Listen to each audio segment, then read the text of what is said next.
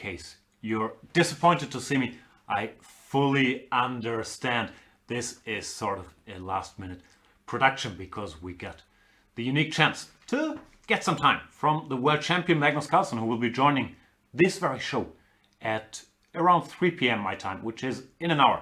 So I'll be sitting here dropping some opening knowledge for the first hour of today's Grand Prix, and then Magnus will join for I'm not sure how long as we can get it.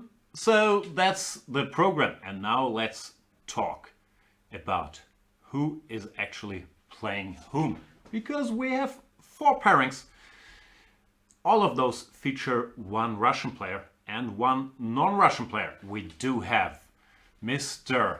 Hikaru Nakamura, who won his tiebreaker against Timur Rajabov, versus Daniil Dubov, who played probably the most spectacular match of the first round, where he defeated Anish Giri with the white pieces in the classical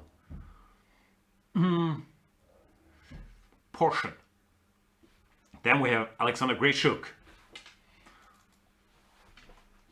facing Wesley So. So had a bit of a scare in his match against Duda, where he lost the first game with the black pieces, then had to come back with white. Won a game against Duda's Dragon, surprising choice, and then went on to win the tiebreak, while Grishuk defeated Kayakin in the classical games. We also have Wei Yi versus Jan Nepomniachtchi. Nepomniachtchi, I believe the world number 5 in classical by now, and Wei Yi is still stuck on a very high level at 2,730, so he has not made that last jump that many people were predicting over the last couple of years, but he's still only 19 years old and obviously is incredibly dangerous even for the very best, like Jan Nepomniachtchi, where he defeated Yakovenko, another Russian, in the first round, and now faces Nepo, whom he has a good score against, I think. 2 wins to 0 in classical. Last but not least, we have our boy Peter Svidler, who will be here very soon to do Norway chess commentary with me, starting, when is it, June 4th? We'll do a little Chess 24 premium show and cover Norway chess, featuring Magnus Carlsen, that dude, who will join later on. Svidler against Wojtaszek. Both of these guys are my teammates in the Baden-Baden powerhouse of the German Bundesliga. They know each other very well, but I don't think they've played many games. I think 3 draws in classical chess. It's hard to pick a favorite here. I would probably slightly lean towards Svidler because he just has a wealth of experience in all these knockout formats. Obviously, former World Cup winner and finalist. He's very, very tough in this format. Doesn't lose a lot of games. Good rapid player, good blitz player. So I do expect some interesting matches, and I'm not quite sure who to pick. Nakamura, I would guess, has to be the slight favorite against Dubov, given pure rating strength. But Dubov left quite an impression in the first round. He also happens to be the reigning world rapid champion, so it's not like he's slouched at slow time controls. But I would, lean towards Nakamura there. Grishuk versus Wesley, also very hard to say. Classical score tied 1-1, and Wesley has been doing extremely well against Grishuk in these Grand Chess Tour events, these Rapid and Blitz things. I don't know why, but I have a feeling Grishuk came out to play, and I have a feeling he's gonna make it past Wesley. But obviously, very evenly matched. Wei Yi against Nepo, I'm gonna have to go with Nepo on rating strength, and Svidler Wojtaszek I just mentioned. So I see in the chat there's some questions. Where's the world champion? The world champion will be joining around 3 p.m. so in around an hour. So if you were wondering if you still had time to take a nap, get lunch, I don't know, pretend to work for another hour, you feel free to do so. You can feel free to do so, even though, of course, you will hurt my feelings very deeply.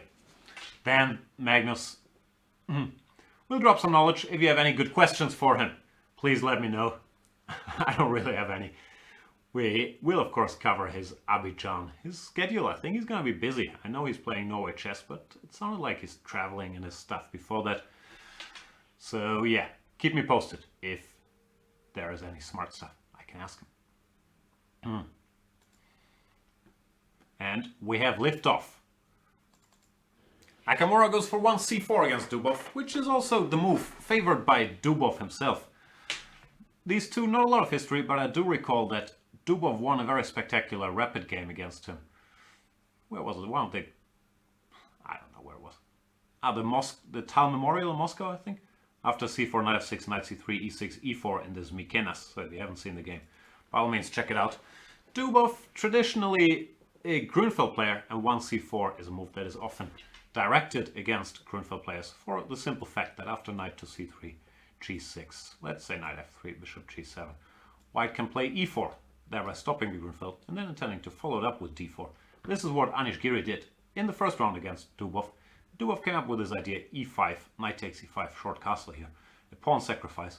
So I'm curious if we'll see a repetition of that, but I would guess that Hikaru has made his own arrangements.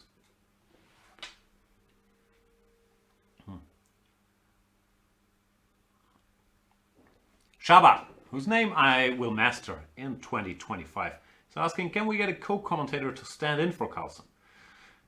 I don't know, like I could... Do we have a Carlsen doll anywhere here I could put next to me?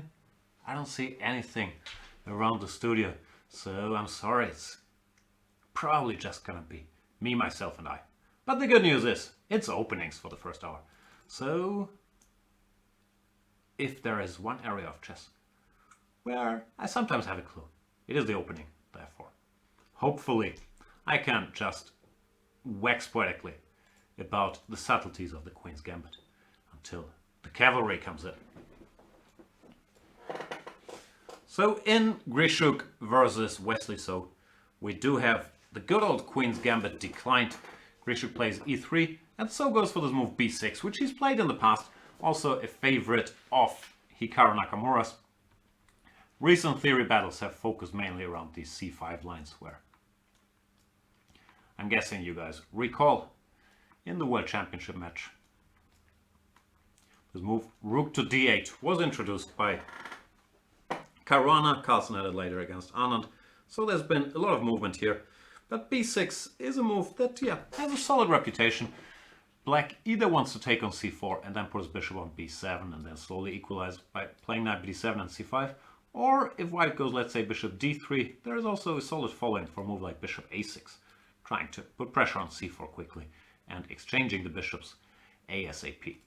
This position was heavily debated, amongst other things, in the, where was it, in London? The Grand Prix final, whatever it was called. No, sorry, Grand Chess Tour final. And between Caruana and Nakamura, where Caruana in this position played three different moves. I think he played queen a4 once, queen c2 once, and bishop d3 once. So it will be interesting to see what Grishuk has up his sleeve.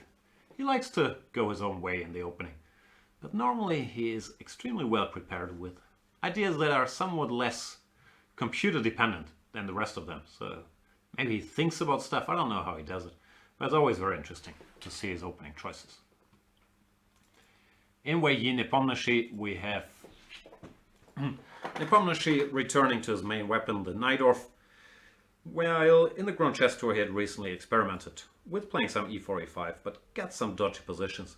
So this time around he goes for c5, d6, and Wei Yi, this is surprising to me, does not want to go for a theory debate in the Najdorf after d4, which he's done plenty with great success in the past. I'm sure you guys will have seen one or two of his games after a6, bishop g5, normally spectacular affairs. But maybe because of the format, he's feeling like not to go for too sharp a game, and he plays bishop b5 check, which nowadays is just as established a move, f3, d4. But still somewhat surprising coming from Wei Yi. Knight d7, d4, cd, queen d4, a6, bishop takes d7, bishop takes d7. I have to admit, I am not a giant expert on what people do here. I've seen people play c4, I've seen knight c3, I've seen bishop g5, I've seen short castle, but I'm not quite sure where the current theoretical debates are being held.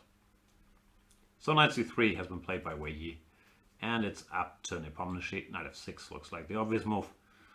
I've also seen some plans with e5 and h6 in these positions, but I guess not against the direct knight c3. And it looks like we have another bishop b5 check game. This time in Peter Svidler against Wojtaszek. But Peter Svidler has been a bit of a bishop b5 check regular, so this is a lot smaller of a surprise. After knight d7, short castles, a6, bishop to d3. Svidler has had quite a few games in the past. I recall a game he got in trouble with the black pieces against, who was it, Anna Musicuk in a rapid game. Then he had this nice game with white against Luke McShane in the Bundesliga. So he's been involved in this debate on both sides. Bishop d3 looks a little silly at first sight, but the point is that after c3, bishop c2, followed by d4, this would be a great square for the bishop. And if you want to keep the two bishops, not take on d7 like Wei Yi did, is the best you can do. Knight f6, rook to e1, e6. I would expect pawn to c3. And then the recent debates, what have they centered around? I just mocked Anish Giri in the interview we did, whenever it was, 2 weeks ago, for, well, mocked is strong, but for losing his way here in a game against Hare Krishna. And obviously, I can't remember at all what black is supposed to do. I trust Wojtaszek to know exactly what to do though, because he's one of the better theoreticians out there. Used to work with Vishy Anand for many a year and has developed a very, very serious reputation as an opening specialist. So I don't think Svidler, who's played this line before, will be blowing Radek away from the opening, but we'll see if he manages to get playable position.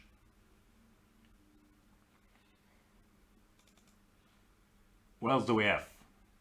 That is it. Those are our 4 games. But we do have developments in Nakamura versus Dubov. So c4, knight f6, knight c3, c5 was played. Maybe, I don't know, intending to go knight f3, d5, which is a move that Grunfeld players play quite often, trying to transpose back to their favorite opening via such a move order.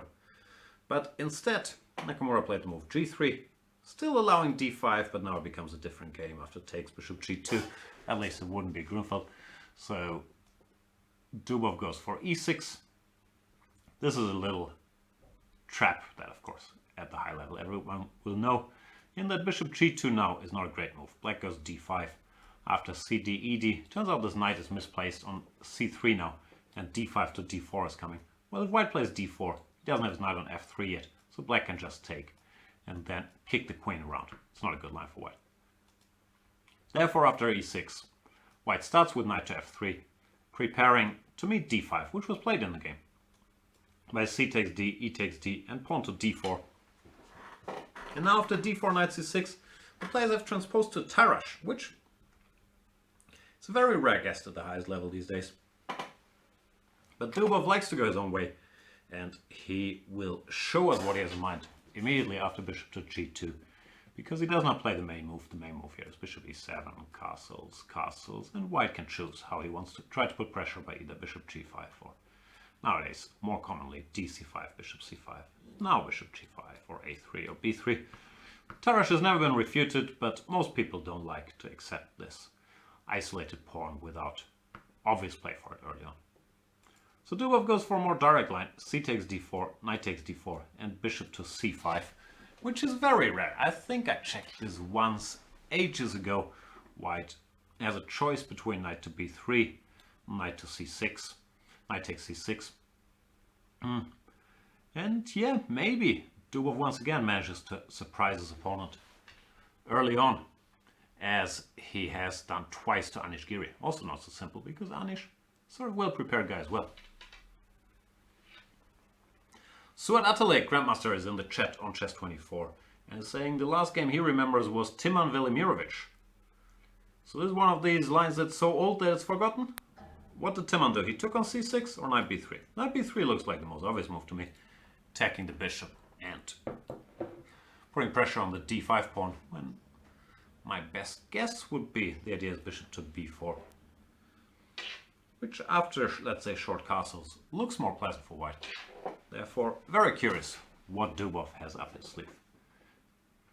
And he will have some idea. He's not doing this empty-handed. And so it is saying knight takes c6, he believes was played in that game. Which, yeah, is the more long-term choice. Takes, followed by castles, and then you play against these so-called hanging pawns. Try to capture the light squares, knight a4, let's say. Something like this. Not forced, obviously, but just to show some ideas. Bishop e3. And you try to control the dark squares and put pressure on black positionally. Interesting stuff, as usual, by Daniel Dubov, who was my colleague in Team Carlsen for the match in the year 2018. And I don't think I'm telling any tales out of school by saying that he's an incredibly creative young man with tons of opening ideas. So it is also saying bishop e3 immediately is an alternative. How does that go? Okay, I can't go knight g4 because of knight c6, yeah? Yep. So queen b6 looks like an obvious choice here. I don't really see what white wants. Knight a4, there's a check on a5 or b4. b4 probably. And knight takes c6, I guess I have bishop takes e3. So yeah, I dismissed bishop e3, I thought it doesn't work. But very possible I'm missing something. Maybe queen b6, knight c2, some weird move. We'll find out. It does look like Nakamura is taken by surprise. And thinking quite a bit here. And not a huge surprise that he is surprised, because the cd bishop c5 line really hasn't been seen around for ages. Oh, and Suat is telling me, thanks Suat, that queen b6, knight a4, queen b4, bishop d2, queen takes d4, e3 works. Wow. Need to spot some tactics early on here. That's important, of course. Now white would regain the piece, queen c4, rook c1, or bishop f1, and probably get a good position. b3 maybe. Just to illustrate, the queen could be running out of squares here pretty soon. So that means we have to add bishop to e3 to our list of candidates. It's a hard move to play if you're taken by surprise by this.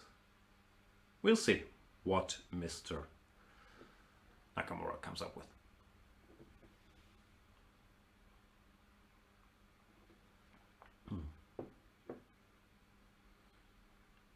Drawbreak is saying Wesley played this before last year. Before last year or last year? Anyway, looks like I missed some trend. Bishop to c5. That is surprising. I'm also still curious what happens after knight to b3, because bishop b4 castles really looks bad. So, knowing Dubov, I wouldn't be too surprised if it's some pawn sacrifice, like bishop b6 takes, and now something. But I can't really spot it yet. Bishop e6, who knows.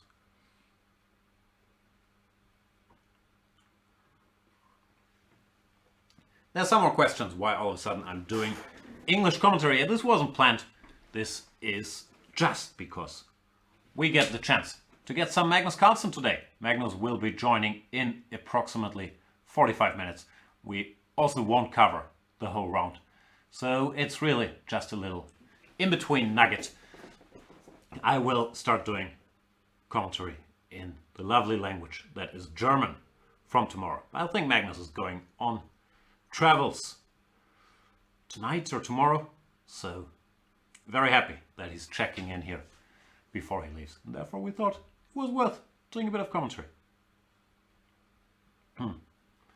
More Tarrasch debate. Yeah, people mentioning that Kasparov played it well aware on his way through the candidates against Smyslov and so on. Yeah, it's never really been refuted, but as I mentioned before, most people do not enjoy defending this position all that much.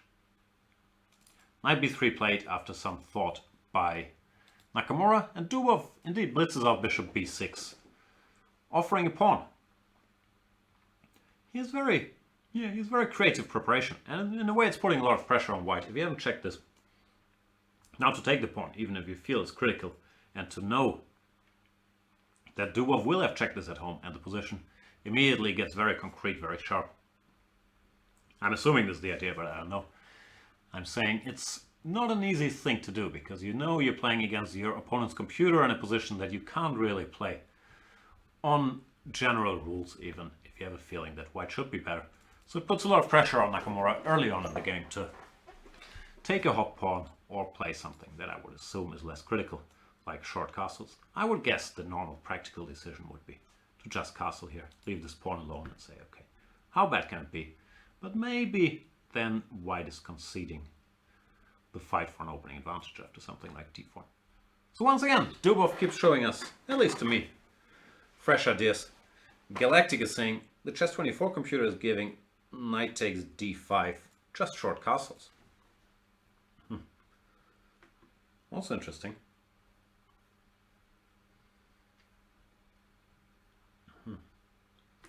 So yeah, a lot of problems to solve for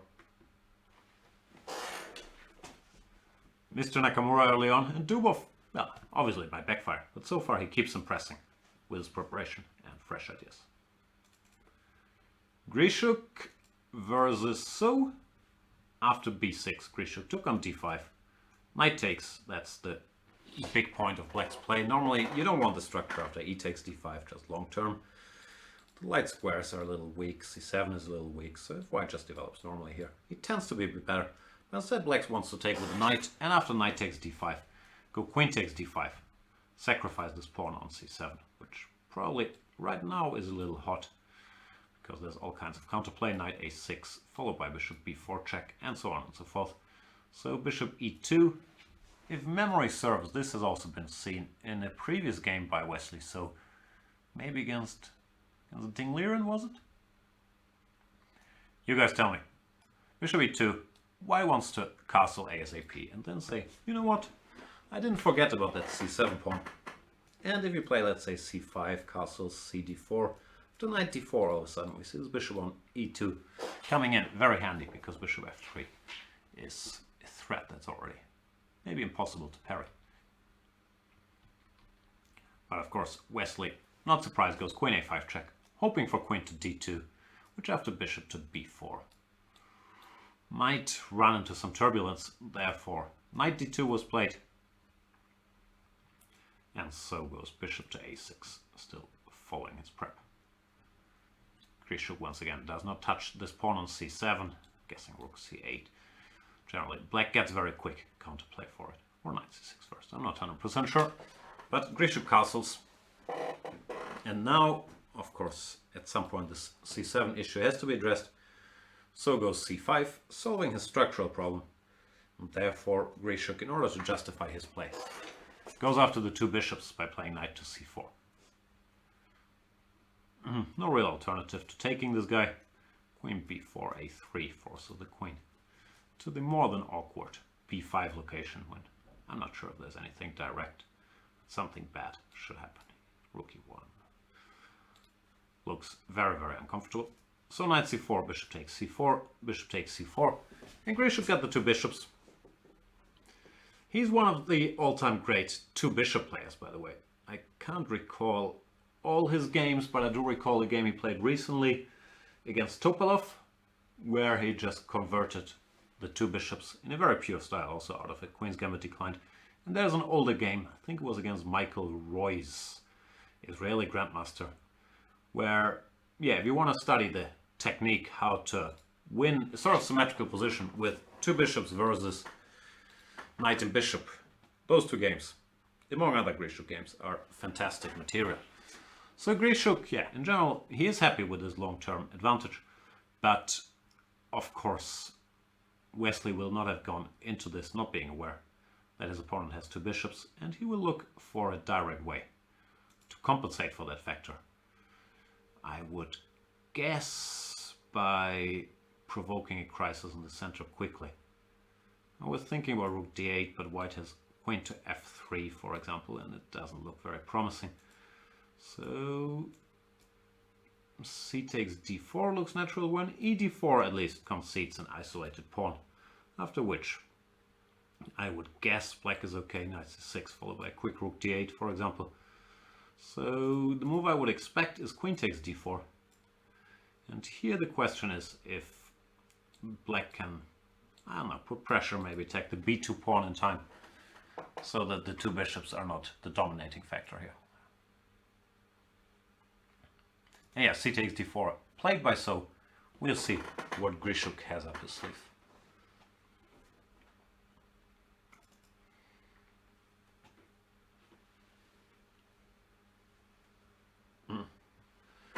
In Weijin Nepomniachtchi we get, I would guess, a sort of standard position for these lines after knight c3. Nepomniachtchi indeed went for the e5 h6 plan.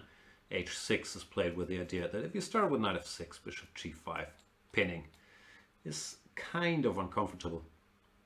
So you go h6 to make sure this knight can participate in the fight for the d5 square from f6. Because obviously dark square bishop cannot reach d5. Therefore, if we say d5 square is the main battleground here, then making sure it can't get exchanged for this bishop is something that black should do. And Weijin says, you know what, I really want that square. I'll direct my knight there. First chance I get, regroups it, spends a couple tempi to get to e3, getting a grip on that very square. Castles bishop to e7. I'm always scared of such positions from the black side because of the long-term weakness, but more experienced knight of players, and I would think that Nepomniachtchi probably has games, if not in this very position, then in something very close to it. They have shown ways to defend those, either by making sure that white can never really establish and maintain a knight on d5, sometimes by playing dynamically, even sacrificing a pawn with d5. So yeah, it's not a position I feel like I understand very well, but I do know that black players have been going for these setups and have not been too unhappy. I'd still choose white because, you know, square.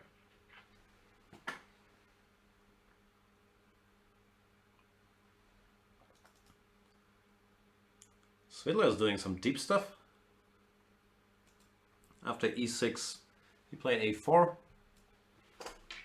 stopping b5 altogether, but arguably less of a priority than c3, bishop c2, d4. So a4, b6. The bishop wants to go on this long diagonal. Now that b5 is off the table, b6 is logical. c3, bishop b7. Svidler once again does not feel like going for this bishop c2 plan. He gets the knight out, plays knight to a3. Queen to c7, queen to e2, bishop to e7, black makes natural moves, and bishop to b1. I'm not sure why that's better than bishop to c2, but I'm sure that it has a point. Maybe the bishop could be hanging on the c file later on after d4, while on b1 it's more out of the way. Too complex for me. Svidler does want to follow up with d4, obviously. And then the question will be how Wojtaszek reacts. Do you go for d5, e5, knight e4? Do you go for e5, play this structure?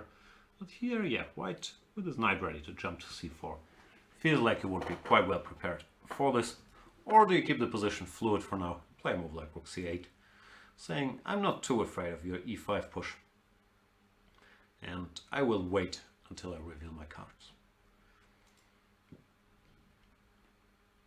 Interesting setup by Svidler. Queen e2, a4, and bishop b1. Let's see how Wojtaszek goes. He did castle.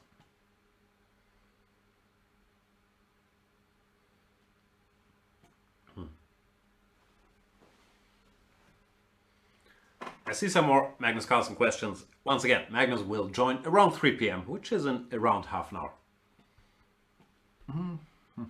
And Grishuk went ed4 without much thinking. I was wondering here if we go knight to c6, pawn to d5. If black had to take, we will get this symmetrical structure with the two bishops that Grishuk excels at. But I thought I could pin this pawn. Look fd8.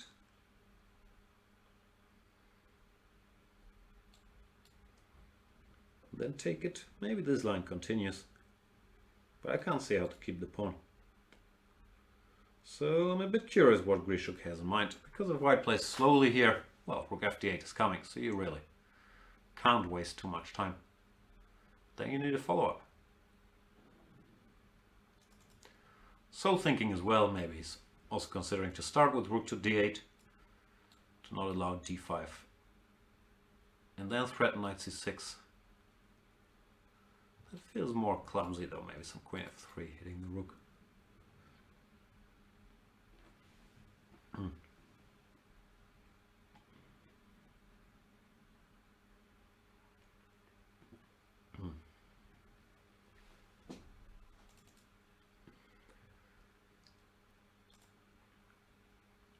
In the meantime, Nakamura, as expected, declined this gift on d5. Might be the critical move, might not be a great move, but it's very unpractical to take this pawn if you haven't checked this and you know your opponent has. So he castles d4. Dorfman just explained to me, we did this video series which will hopefully come out in a couple of weeks on his method in chess, that in general it's important to block the isolated pawn on the 5th rank, because if it advances to the 4th rank, like here, then obviously other things being equal, it changes things because now white has a backward pawn here on e2, and that can become a target. So structurally, having your passer further along is much more desirable than having it kept on d5. And that also explains the point of Dubov's bishop c5, bishop b6, that now he got his pawn to d4. Still, of course, the position remains complex, and it's not the only factor.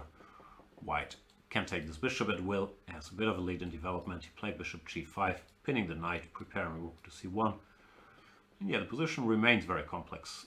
Now the question that I was curious about, I don't know if it's too greedy, is after h6, can white just take, and take the pawn, or is that too much? It's a pawn. bc, queen takes d4. Doesn't look like too much compensation.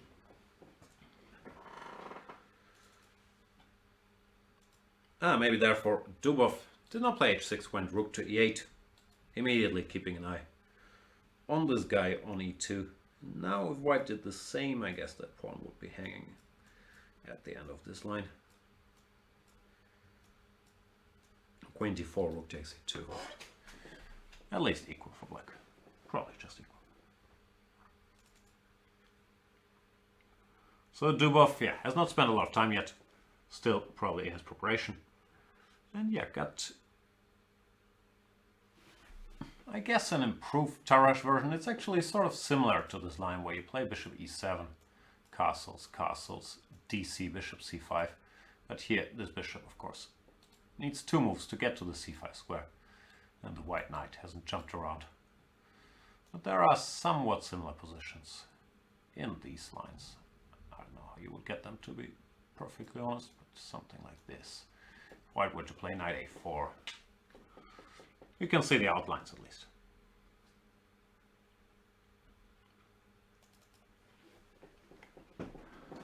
So seemingly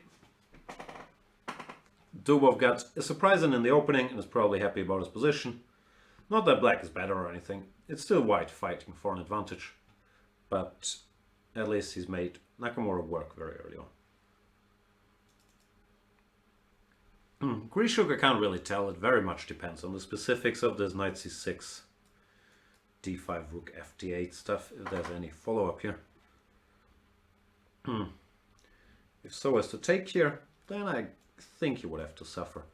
This is the structure I mentioned earlier, where Grishuk won some model games. And Wesley So, taking his time.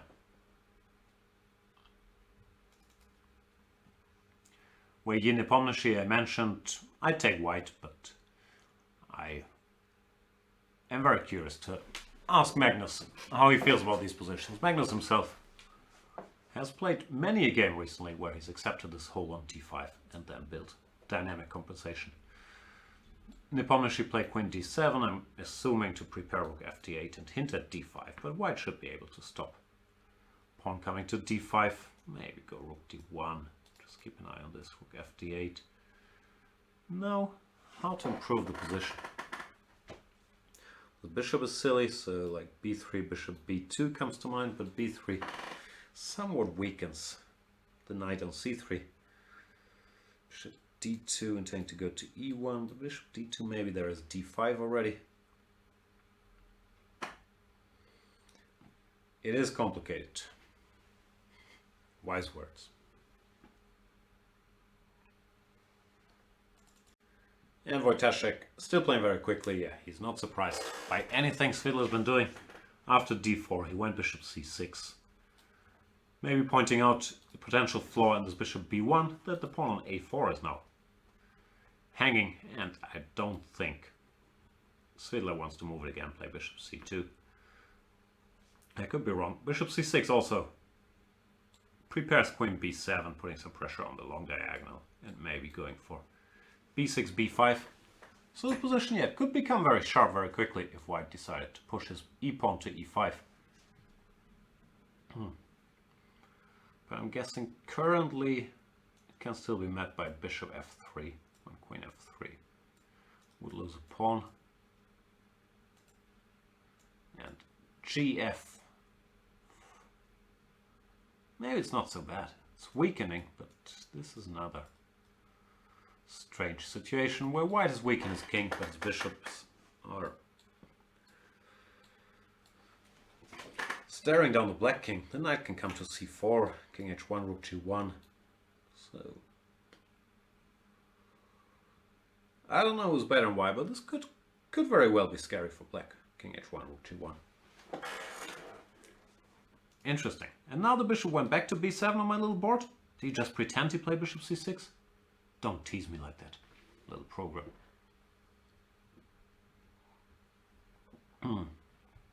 In the bracket, by the way, can I bring up the bracket? Let me try.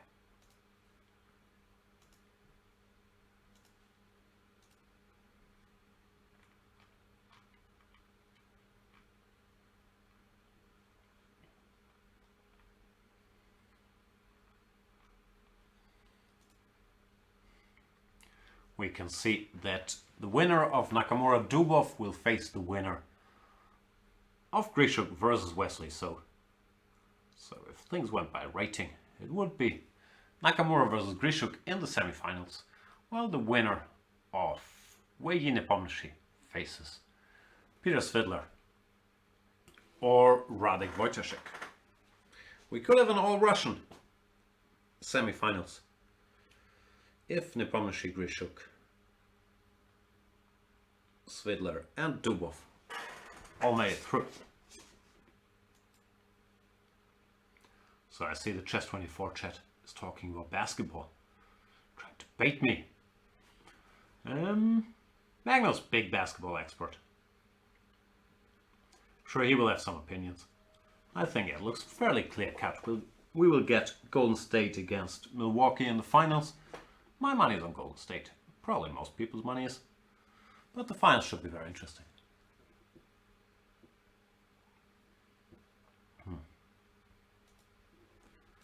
Now the bishop is back on c6. Back and forth. And that would give Svidler a decision if he wants to go for this e5 business or play a slower move. Bishop c2 I find hard to imagine. So I struggle a bit to nominate a candidate other than e5. Some questions about Dubov's age. I think he's 22. He's been around for a long time. He became a grandmaster at a very young age. I don't know exactly, 14, 15, 16, one of those. But yeah, clearly recently by winning the World Rapid Championship, he's made some improvements, but also he's had, I guess, his biggest result so far. His classical rating is still only, quote-unquote, 2690. But he just took, like, what, 8-9 rating points from Anish Giri. So I guess it's a fairly safe bet to say that things will be picking up on that front as well. Nakamura took on b6. He now has the option to simplify by taking on c6 and on d4, but I strongly doubt that's his idea. It's always a question if e3 in such a position is clever, because he allowed d3, which could be a thorn in the flesh, but it could also be a weakness. What's this position? If I take, if queen takes, I can take here. And gf. It's not the prettiest pawn structure mankind has ever seen. But the guy on d3 is still alive. It can maybe be supported by bishop f5. So, yeah, e3, d3 on the board. Is this gonna happen? Bishop f6, gf? That'd be funny. It's not easy to get 6 isolated pawns with black and still have an unclear position. Sur is dropping some chess history knowledge. Talkeris. There was some other Tarot with knight b6 ab, no? I vaguely recall it. Oh yeah, this looks like position. That could be. And to Dubov's liking, very non-standard. Of course, Nakamura not forced to take on f6, but you also don't want to allow black to develop, let's say, with bishop f5 and not extract any concessions before that happens, so I can't really see an alternative. Also a bit curious if queen f6 makes sense, but generally after queen d3, queen b2, the structure should favor white. Is 4 versus 3 on the king side and the extra central control. I don't think a2 is going to get lost anytime soon. Yeah, so this just looks like suffering for black. Therefore, I would very much expect bishop f6 gf. Shaba is asking, who's the best player who has never played a World Championship match? Keres or Anish Giri? By rating it's gonna be Anish, no? Then again, I grew up reading the chess books of Paul Keres. Praktische Schachandspiele, Schachlehrer Paul Keres. So, this is a tough one. I might have to choose my boy Keres here. Are those the only 2 candidates? Giri and Keres? Must be some others, no? Normally Rubinstein gets named in these conversations, like Korchnoi sometimes gets a shout out. Who's never played a World Championship match. Sorry, I misread. I thought who was never World Champion. Did Rubinstein play a World Championship match?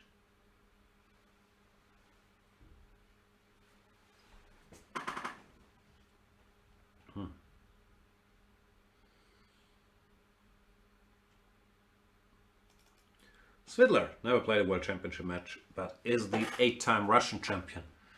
And after d4, bishop c6, he went bishop to d3, counter-attacking the pawn on a6, which was met by queen b7. Very natural, defending the pawn on a6 and keeping an eye on this long diagonal. When it still feels like white should push his pawn to e5 if he wants something. But it remains very double-edged.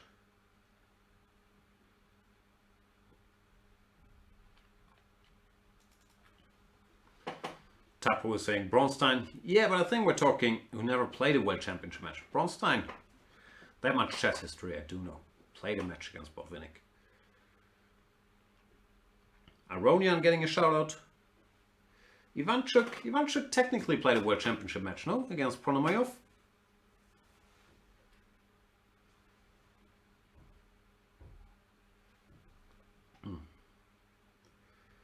Shaba is saying, Svidler won the Russian Championship 8 times. Giri never even played it. I guess if you want to be a stickler, which I want to be. Giri was Russian junior champion under 14, so at least he played some Russian championships.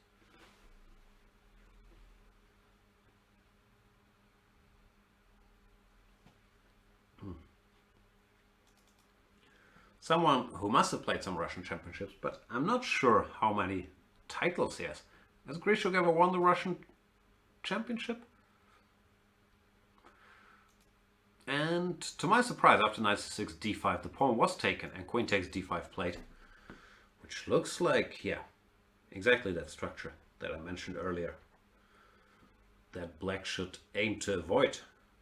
Wesley, are you not listening? Drawbreaker says Grishuk has one at least, maybe two. That's not kids, right? That's Russian championship titles.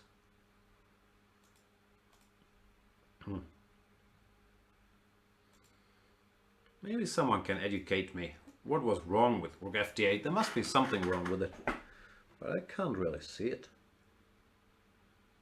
Please tell me. Bishop C7, Rook D7. Some queen move somewhere.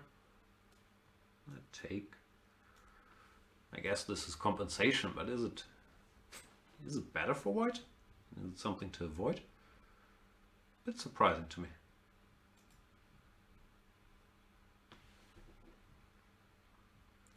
We're still debating strongest player never to play a World Championship match. Yeah, Levon gets some mentions. Keres, it's so hard to compare eras. Eras and Keres. Dubov did play GF6. Yeah, this might be a record for most isolated pawns. Probably it's not a record, but gotta be up there. On move 15, especially with a position that's not clear, and he's used no time, so he's blitzed into this. Probably does appeal to his aesthetic tastes, to a very non-standard, very strange to evaluate position early on. Obviously, this all hinges on the pawn on d3 staying alive and maybe getting some support, becoming quite a nuisance for the white pieces. As long as the pawn is there, white won't easily concentrate his pieces on the queen side and go for an attack or whatever, start attacking the black weaknesses. Actually, it's quite hard to attack any of these pawns, even though they're all isolated. It's not like white can gang up on them anytime soon. So yeah, one of the funnier pawn structures we've seen. Albionado is saying, according to Wikipedia, Grishuk has not won a Russian championship.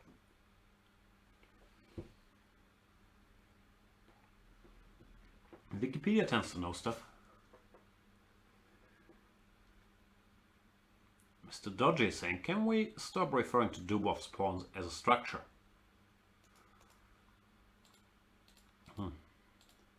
What do you want to refer to? The murder of pawns? And Galactic is explaining to me why Rook FD8 wasn't played. Rook FD8, Rook C1, exclam, E takes D5, Bishop to D3, +1. Wow. Still don't understand why it's +1, but I won't argue. And yeah, it does look, there's some unpleasantness. So black can't easily maintain his knight on C6. After knight b4, I'm guessing you want to do bad things to me. Still not sure how, but thanks Galactic, that explains it. I don't know what the point is here. Bishop d2 or bishop to b1, bishop f5, bishop c7. It does look threatening. Therefore, So has to go for this endgame, which, I don't know, it might be a draw and maybe some masters of defense like Wang Yue or Vichy or Kayakin would just say, come on, what are you doing here? I will hold this with my eyes closed.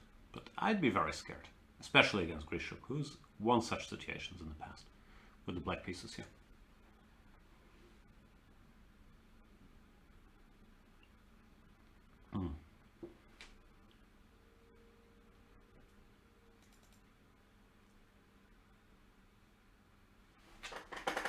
Just as I explained, the queen d7 was intending to go rook fd8 to support t5.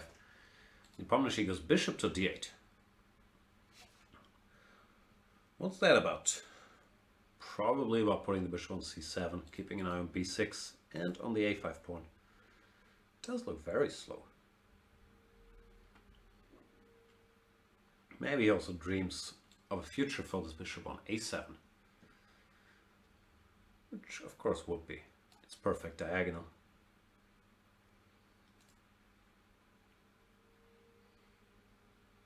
I'll trust the experts. It does look slow.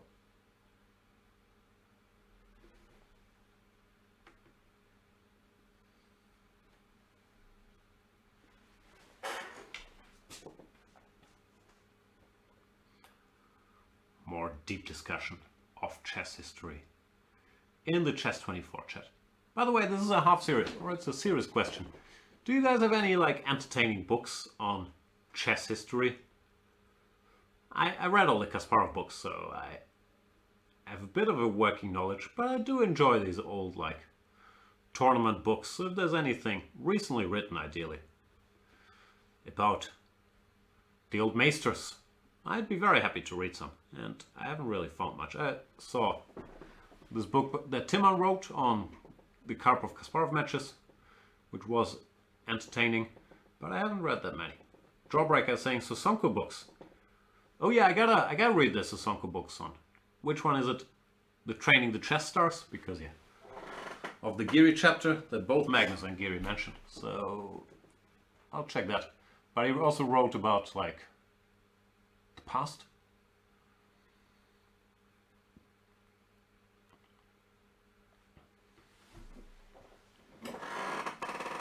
Anyway, Wesley took.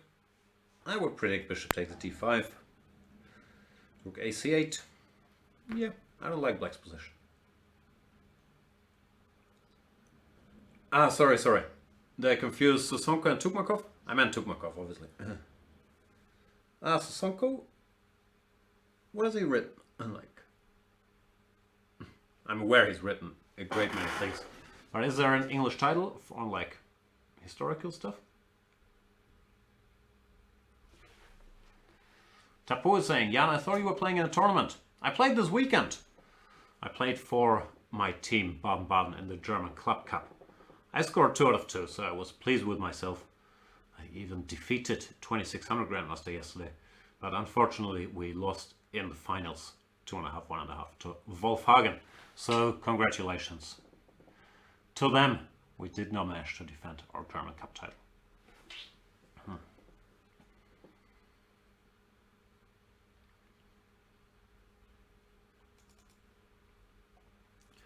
Svidler did not follow my advice to ruin his structure and go for broke here with e4, e5.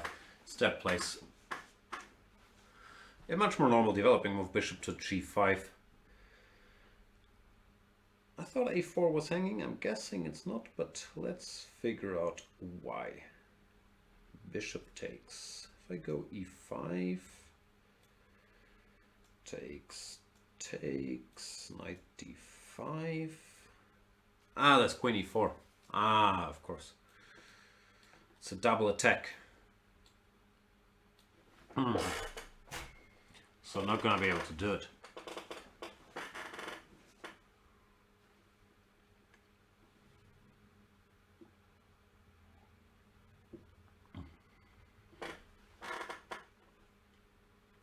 Galactic is asking, why do you want to get to 2650?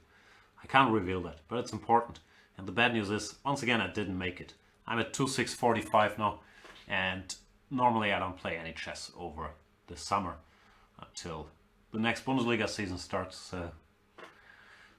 Wasn't able to do it. What can you do?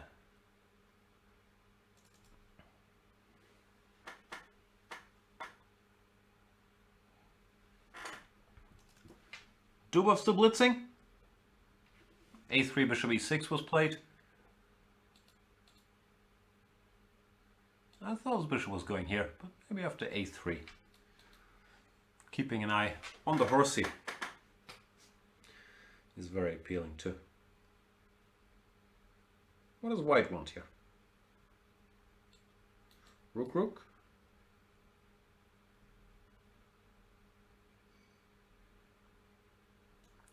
Keep thinking about this, but it's probably just ruining our position. Bishop h3, rook e1, let's say c5 or queen d5. Just not going to be able to do it. Yeah, this is bad.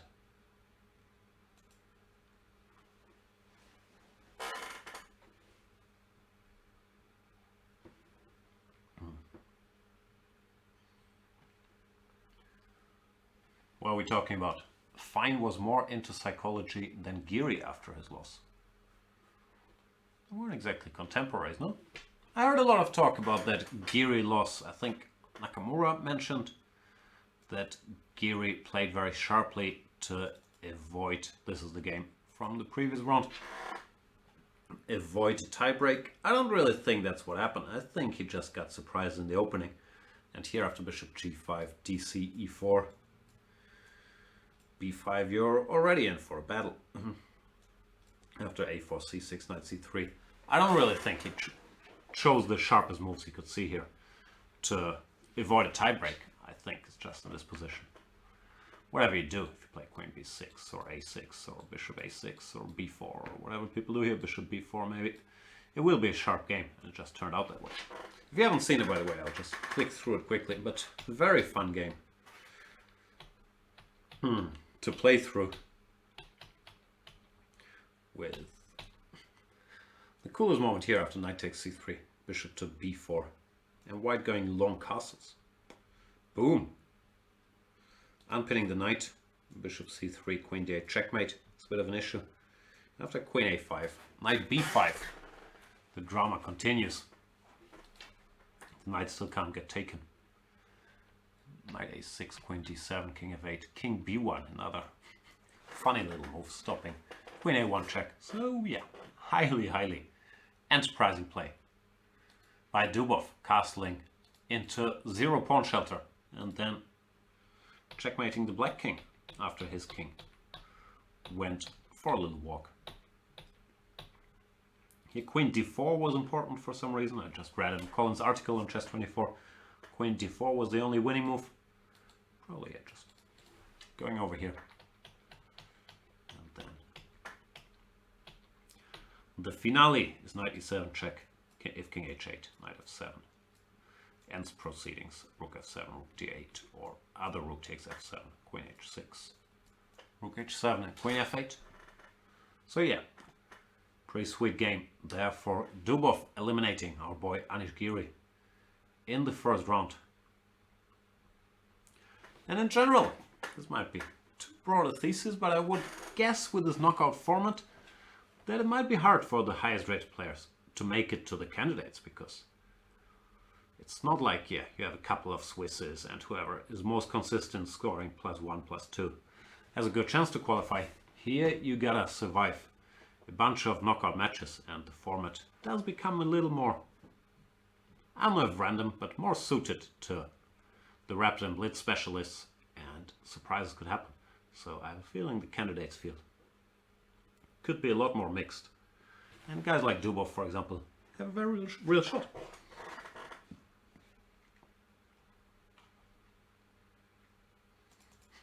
Rishuk taking a long time to play bishop takes d5. But it still feels like it's a likely move in this position. Dubov still not thinking. Is he trying to finish the game with like 1:45 on the clock? He started with 1:30. Now he's up to 1:35. Rook c1, rook c8. So clearly still following his preparation. What do you do after rook c3? The pawn is hanging. I guess knight e5. Makes sense. Even though knight e5 does allow the white knight to jump into the center.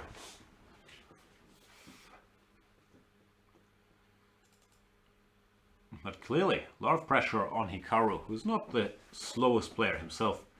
But here, yeah, just to navigate this weird position, has already had to spend 40-something minutes. Well, Dubov, obviously, not spending any time yet.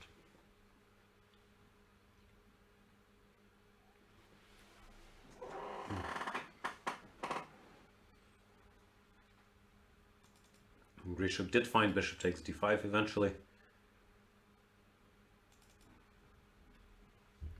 And Mr. Radek went for h6. Asking this bishop to choose a diagonal. I would guess it goes to h4 to keep this e5 idea alive.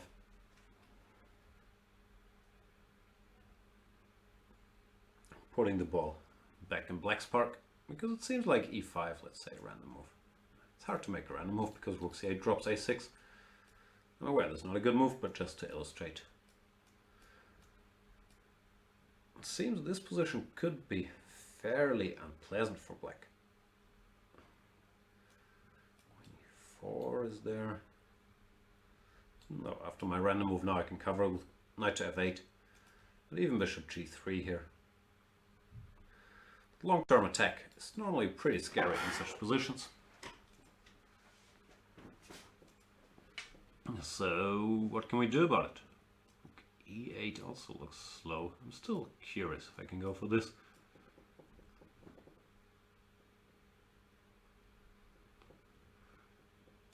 Complicated position, and Wojciech.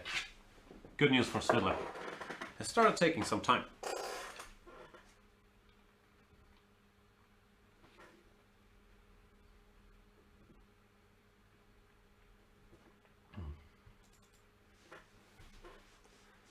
Wesley So not spending a lot of time rook ac8. Also the only move, you gotta unpin and keep the knight. But I'm still surprised he went for this. I don't know, deliberately or if something went wrong. But with spending very little time. Because to me this just looks like free torture.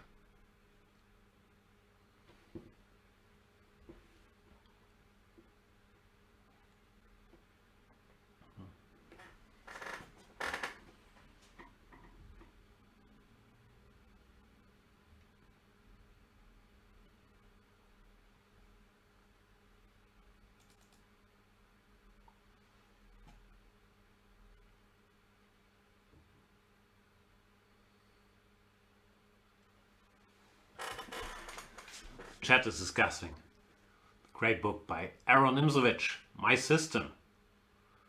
Or I think there was a Twitter discussion recently with Tisdal and Peter Heine where they discussed that maybe it should have been more appropriately named. Here's a bunch of useful stuff, even though I would argue the useful part, or yeah, some random lectures I gave in Denmark I thought was an appropriate title. But let's not convert this into more hating on Mr. Nimzovich. Maybe I can ask Magnus now.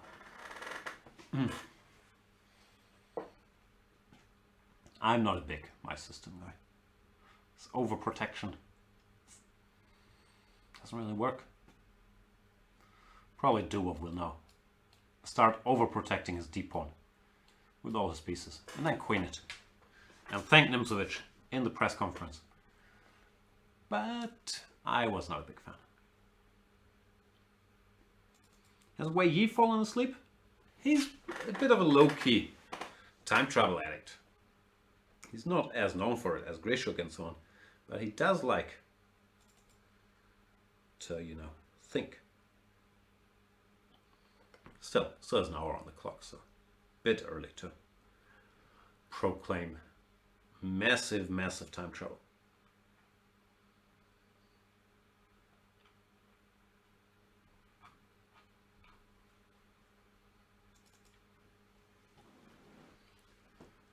Dubov so far doing his very best to avoid any time travel by having more time than he initially started with. Svidler, I guess, took some time, yeah, but also an hour, still solid clock management by Peter Svidler. Curious what Wojciech will choose here. If you get too, if you get too scared of this e5 business, you can think about playing e5 yourself, but generally I just dislike the structure, like d, e, knight c4. Pawn is hanging, the black knights have some very juicy potential outposts. So if black had to do that, that'd be bad news. I paused for a second because I was wondering if d5 won, but I guess here we can still take on a4. Decisions to be made for Mr. Wojciech and Mr. Nakamura. While the chat keeps discussing chess books, Amar41 is saying Zurich 1953 is very good. Have to be You're gonna have to be more specific. Bronsteins or Najdorfs? Showing off here. Oh, see, Suat is saying the same thing. He's saying Najdorf's 1953 Zurich I like more than Bronstein's. I think that's the sort of hipster take. Because Bronstein's is widely acclaimed as one of the best books ever. So, if you want to drop some knowledge, it's a good conversation starter. I actually think Najdorf's book on Zurich 1953 was better than Bronstein's. What do you think? I have to admit I haven't read Najdorf's. I did read Bronstein's.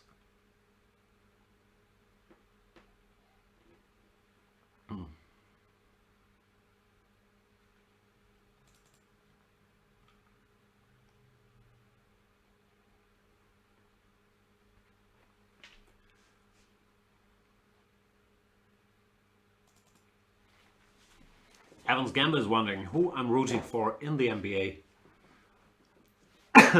I think I'm just making life easy by rooting for the Warriors out of the remaining teams. No particular reason, but I just enjoy the way they play, especially without Durant. It's so fun to watch. So I don't watch that many games, and normally if I watch something, it's the Warriors games.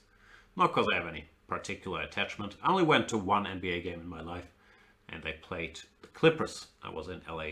The Warriors played the Clippers, and I always enjoyed rooting against the Clippers. In that era they had Chris Paul and they were complaining so much, so I was very happy that the Warriors were behind by 20 and then went on to beat them. Therefore, yeah, I'm guessing I'm rooting for the Warriors, even though I understand it's not exactly taking the toughest road possible to root for the best team with all these Hall of Fame players. Wojtaszek took on d4, cd will be played. And then he will have to reconsider how to recapture. GM Jan Willem is asking, when will Magnus be here? I would expect him to be here any minute, 3-ish. Maybe he will be fashionably late. But you will know first, GM Jan Willem. Or probably I will know first, and then you will see very quickly after. But hopefully, Mr. Magnus Carlsen, the world champion, will join us very, very soon.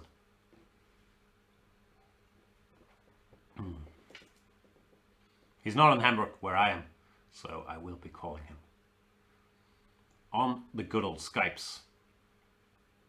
Or he will be calling me, we'll find out. But yeah, should be any moment. Do we have good positions for Magnus? Well, the Dubov position is certainly interesting.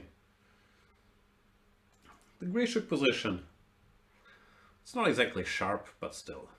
I'm curious if he thinks this is just a draw, or if it's suffering. To me, it very much looks like suffering. Shaba is asking, is Magnus at an undisclosed location? I would assume he's at home. Then again, I don't think his home is a disclosed location. So kinda. I could be wrong, I'm not quite sure where he is. Mr. Dodgy is saying PHN is waking Magnus from his nap using the world champion poking stick. Could be, could be. Even though I don't think PH is currently in Norway. Could be wrong about that too. You never know. Dubov still blitzing? Rook c3, 95? Yup.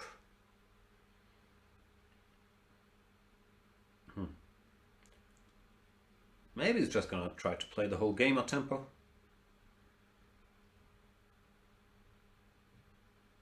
Nakamura is still taking his time.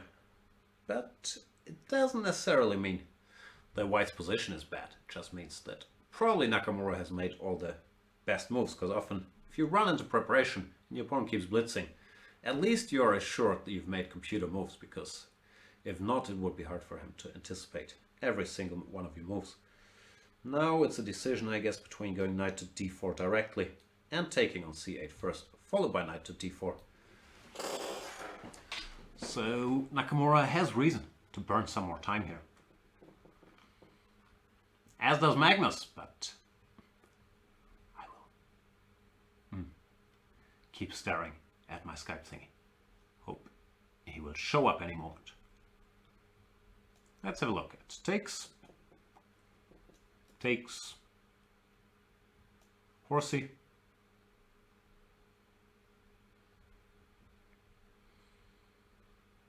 I don't know.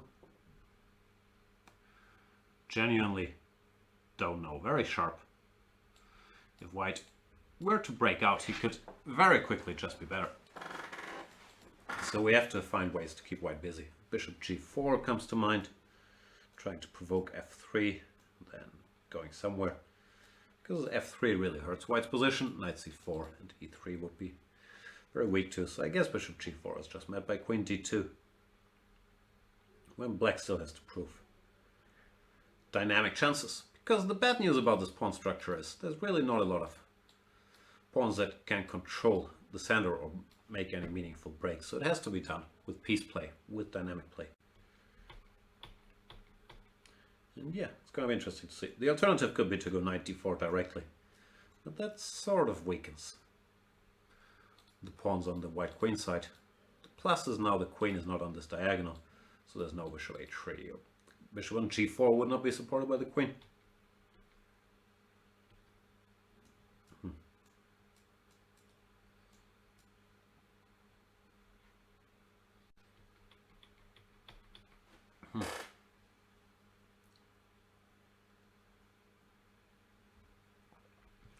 Aniket Wagmar is saying, guys just got here, is Dubov's clock really correct? I can't guarantee it's correct to the second, but he hasn't spent any time. He's been blitzing out all his moves, so it should be very close to being correct.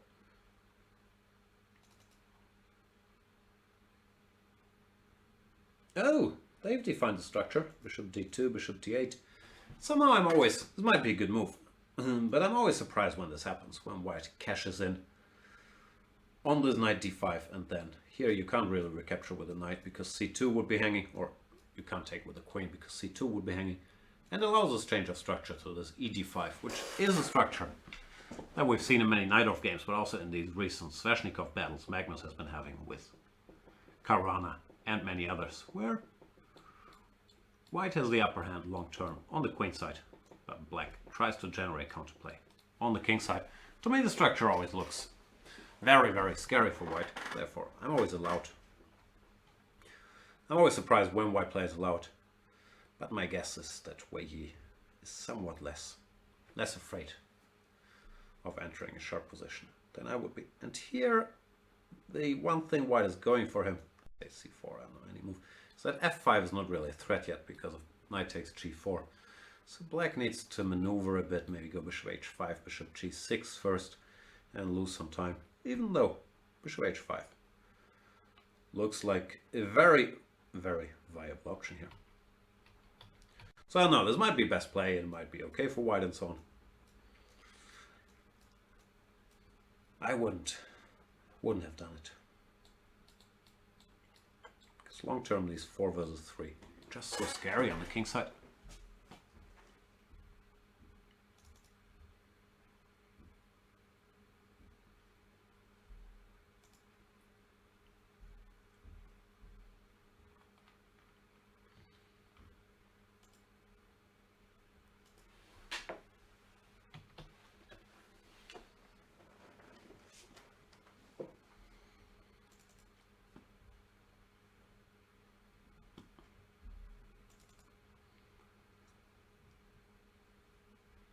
Grisha went rook a to d1.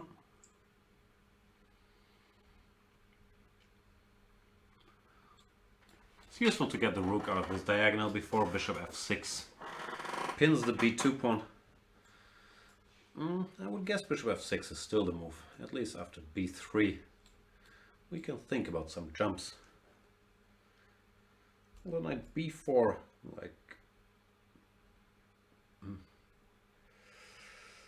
steps into potential issues on this diagonal. It's probably one of those where Svidler would say, yeah, this is not a very good idea, and then point out some clever stuff like bishop b7, bishop d6. So knight b4 looks dodgy. Knight d4 maybe, threatening a check and going here, or obviously check and picking up the bishop. But still, rook d2, rook f1. What can I say? I like bishops. Question is if black can generate enough direct play to extract some concession from white. It's not impossible, actually. This position, k8, threatening knight e2.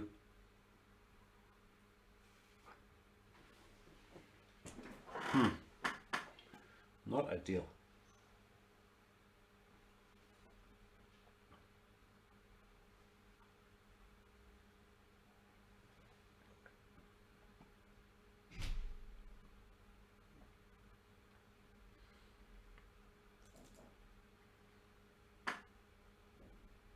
I'm not sure about this rook 81. You could certainly make a case for rook ac1 too, even though knight d4 is still there. But here, after bishop f6, I can't really see a great idea.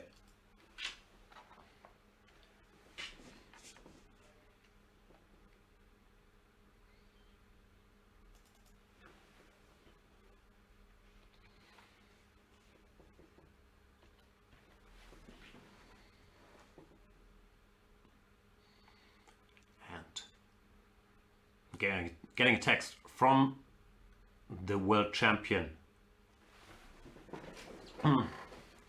himself here. Apparently some issues finding the webcam. But I think, even though we'd like to see him, we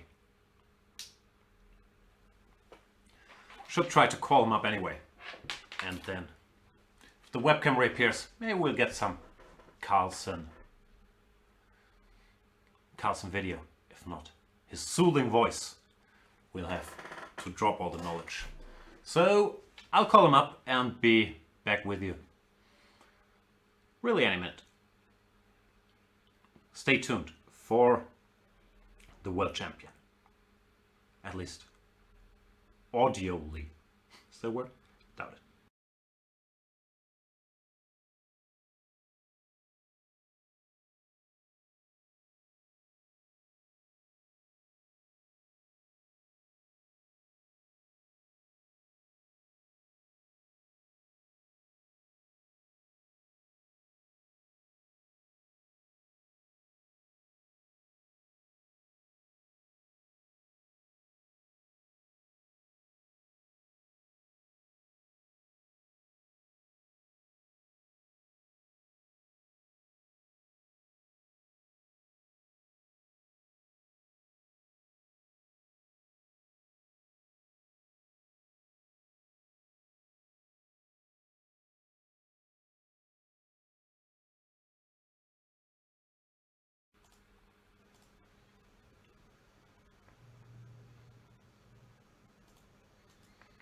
Welcome back, everybody.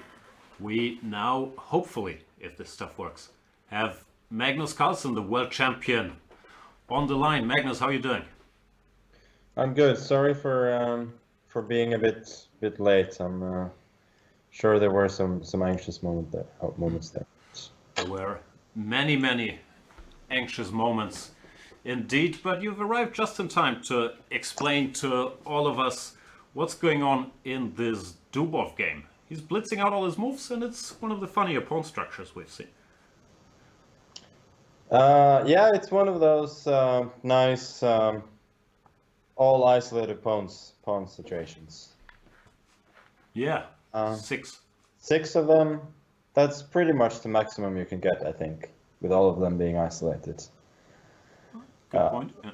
Realistically, at least. He's sort of playing this English/Grunfeld line a tempo down, I feel.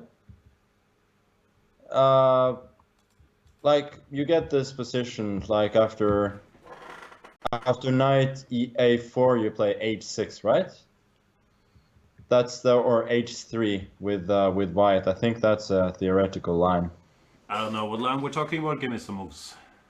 No, like let's say d4, knight f6, c4, g6, knight c3, d5, knight f3, bishop g7, e3, castles, cd, knight d5, bishop c4, knight b6, bishop b3, c5, castle, cd, ed, knight c6, d5, knight a5, h3. Ah, I gotcha. Yeah. Yeah. So he's basically trying to play that line, the tempo, put tempo down. Allowing bishop g4, bishop f3, yeah. Yeah. But it's a funny thing that once you go for e3, I'm not so sure that the bishop is great on g5. Like you would have wanted it to go maybe bishop d2 and play some f3. I don't know, something like this. Also, I mean, he's also very ambitious. Like after bishop f6, there's no hint of thinking of queen f6 and going for something that's slightly worse, I think, but pretty draws. Queen d3, queen b2, yeah. Yeah, he just goes for it. So, yeah, he's spent 0 time so far. He's blitzed out all his moves, so I'm assuming he's not bluffing. He's still following his prep. Yeah, I'm starting to like Hikaru's position a bit more. I don't know, but it may be pretty balanced actually. What should black do? Do you move the bishop or you play some, I don't know, bishop c4? I mean, there's bishop c4. That's the most logical thing. Then I feel like bishop e4 might be a move. Some queen h5 coming. Yeah, but I see now the point was after d2 you could go queen h5, and if bishop f1 then queen h7 followed by knight f5 is made. But I guess knight g6 is pretty good there, so you have to sack the exchange, and then white is definitely not playing for him. Knight g6 when? Okay. No, let's say bishop c4 and instead of bishop f1. Or yeah. Right. Then yeah, knight f5. Then you're in time with rook e4 and queen f8. So maybe bishop c4 is not bad. Maybe queen h5 is the idea then. d2, just rook d1 or whatever. Yeah. I guess you should go something like knight g6 instead. Doesn't look too bad for black. I suspect that white is not running too big of a risk with. Feels like in worst case you can always sack something, and the better pawn structure will mean something. Right. Since also with this knight on d4 so cemented, then it's not like black has a huge initiative in the center to compensate. So yeah, the white pawn structure is a bit worse now, but he doesn't at least have open lines. Yeah, and he only has 2 isolated pawns, so the structure should still be better on black's. Oh yeah, for sure. Like you could. Yeah, I mean, if let's say a3 and c3 goes for d3, then that's still a good trade for white. Right. In this Grishuk versus So game, I was claiming I was very surprised that Wesley went for this deliberately, and I was recalling some Grishuk model games with the 2 bishops. Do you think it's drawish, or is this dangerous for Wesley? Yeah, my first thought again was, what the hell is black doing? But I suspect it's all concrete. So that there is some reason why this works for black, but I'm not really sure. Like, it's tempting to suggest g3 here, and then knight b4. I don't know if that's his idea, but it doesn't look convincing. Maybe just bishop e4, and if you take on a2, then you got rook a1 and rook a7. Doesn't look. Other things being equal, if let's say all the rooks were exchanged, this is very dangerous for black, right?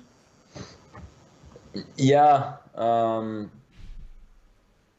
Yeah, I don't really think you can set up a fortress easily. There are just too many weak squares in the center. So You Yeah, believe in it's fortresses now? good point. Maybe a little bit more than I used to, but it's okay. People are still not aiming for fortresses. If people were aiming for fortresses from move one, it would be very, very difficult to win. But people still try to play, so it's not a problem. But I to be honest, I cannot see the draw here, and I feel like as long as it's not a clear draw, then it's there are definitely very good chances for white. I guess also g3 bishop f6 is a question, but I don't know. My first thought was bishop c6 there, but maybe it's not so convincing. Like rook d1, rook d1, rook c6, rook d7, maybe just g5 actually holds. Okay.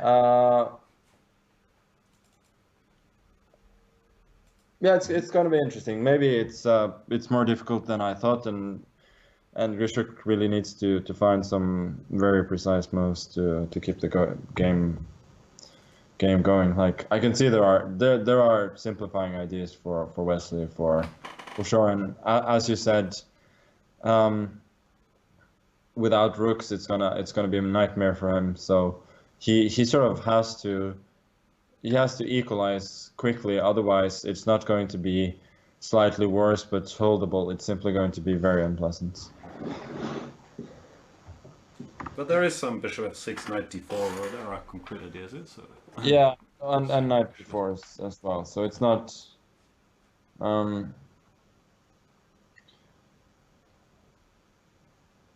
Yeah, I was just wondering, maybe you can be like super subtle and go for g4 instead, so that you have g5 after bishop f6. But maybe black goes h6. I don't know. All right, moving on. My next question is, in this game, Weyi Nepomniachtchi, I'm always surprised when people go for this knight cd5, ed5, even though I understand it's a typical idea. Do you think that was good or bad in this situation? I think the problem is, like, I had something similar once against Vichy, but that was without the c pawn and the b pawn. And so, I mean, you get these knights on c3 and e3, and it looks nice, but the question is what then? And it always feels like for white it's pretty safe, but it's a long way it's a long way before you can actually achieve something something real. But yeah, the decision to play knight d5 was a little bit surprising to me. So I feel like after what he does, at least practically speaking, it should always be pretty okay for black. Like his king is a bit safer, and I guess white is not running any risk. But everybody knows how dangerous Jan is in these open positions where he has the safer king. So You've had a nice game against him in a similar structure, no? In Abidjan, like okay, not exactly the same, but yeah, I was on the black side then. right. It's I don't know. I would just feel probably easier playing black here, but I suspect white is not worse and not close to it either. It's just that I would be happier being black here. So I thought the idea when Yi went for knight d5, which I still don't really understand, because I don't really know Black's next move was, unless I was thinking of something like b4, unless the point is just tactical, that he wants to play b5, ab, bishop b6, and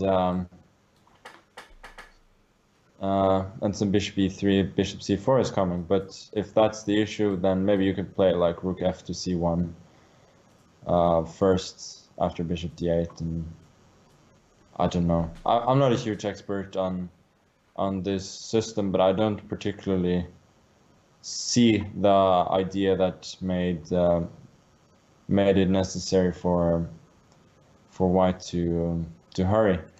And then also after bishop g4, yeah, probably f4 is a good move. I just wouldn't be very comfortable playing it. So I thought about playing rook f to c1, with the idea being that if bishop h5, then queen f5 may actually win a pawn.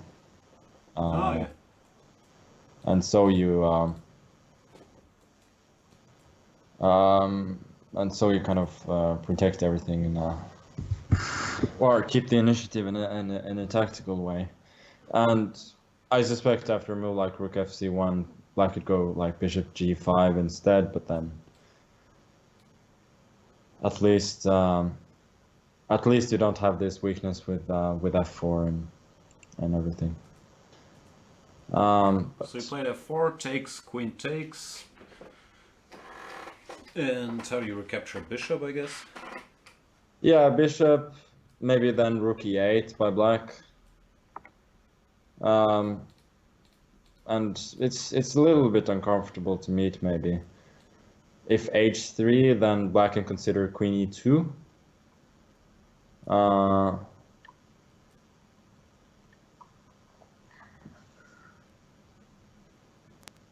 Maybe then after queen e2, queen g3 is a possibility, but it feels very artificial. Again, it's a matter of taste, but it's also I would be happier to be playing black here, and I think Jan is also very, very, very happy here. In general, you value king safety very highly, no? So it's mainly just because of the 3 versus 2, or what's the reason? Yeah, mainly. Also, the pawns on a5 and d5 can be a little bit exposed, so yeah, it's just a feeling. Like it makes it easier for black to play when you have better king safety. Right. And particularly in this case, I know that it's something Jan values very, very highly. And he's so good at playing with the major pieces.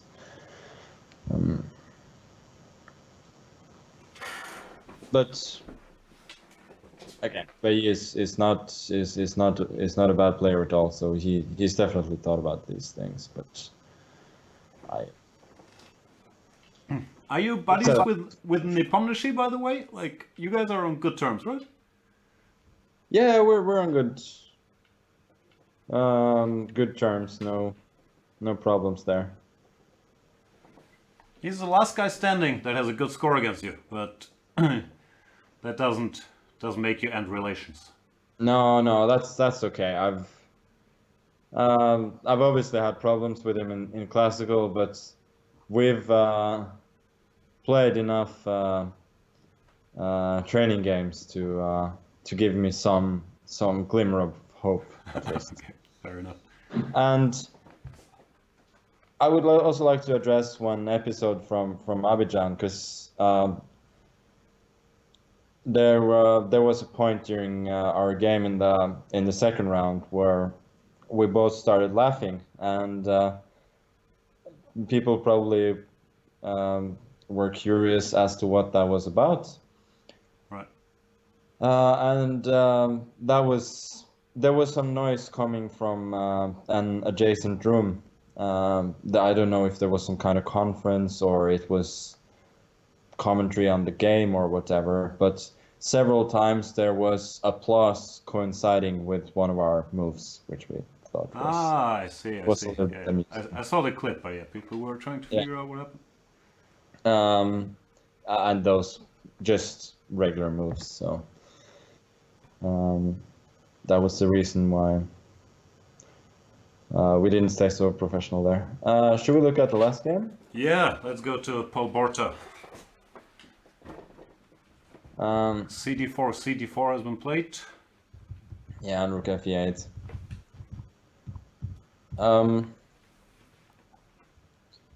It's very hard to say. Like it's clearly getting more and more difficult to get C3 and D4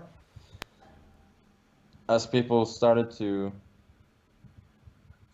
figure this this particular system out. There are all these sharp lines of instead of A4 you go C3, they go B5, Bishop C2, and all this sharp stuff. No? Yeah. And back in my days when I used to play this as white, then B5 was the big move after Rook E1, then C4 and G5. Ah, right. Yeah, these games But against Bishop and Toppy and so on. yeah, it looks like people have kind of stopped doing that. So now they go for this. I know that Peter had a game with Georgiadis from Biel, where he played like I don't know exactly. He played the same setup, but then he couldn't get. I remember that he couldn't get D4 so easily. So he went. I mean, maybe he went like Bishop C2, then D3, and then started trying to go for D4, but. The question is always when you get D4, what next? Is it really that big a deal? In the game, I was curious in general. I'm not quite sure at what point, but let's say after Queen B7, should White consider E5, or is the damage to your pawn structure just too much after E5? Bishop F3, GF? I couldn't really figure it out. I don't know, to be honest. It's yeah, it's something I always wonder about when I've played it as white and also looked at other games where people seem to allow it all the time. So I'm assuming it's not that great. I suspect it's not necessarily because black will take on F3. Okay. Although maybe taking on F3 is okay. Let's say E5, Bishop F3, GF. Maybe you go Knight E8. That's stop Queen E4, yeah? Yeah, with the idea of obviously Knight D5, Queen E4 is no good. With the idea after Knight E8 that if you take on D6, black takes back with a knight and it's all protected. So then I don't know. Black would love to take on D4 maybe, like just play a bit D4, D5 and retreat the bishop, but then I suspect black is pretty okay. I don't know. It's all very strange. And I suspect he took on D4 because he didn't want to be stuck with some position like I still don't get it completely. Knight C2, he's played A5.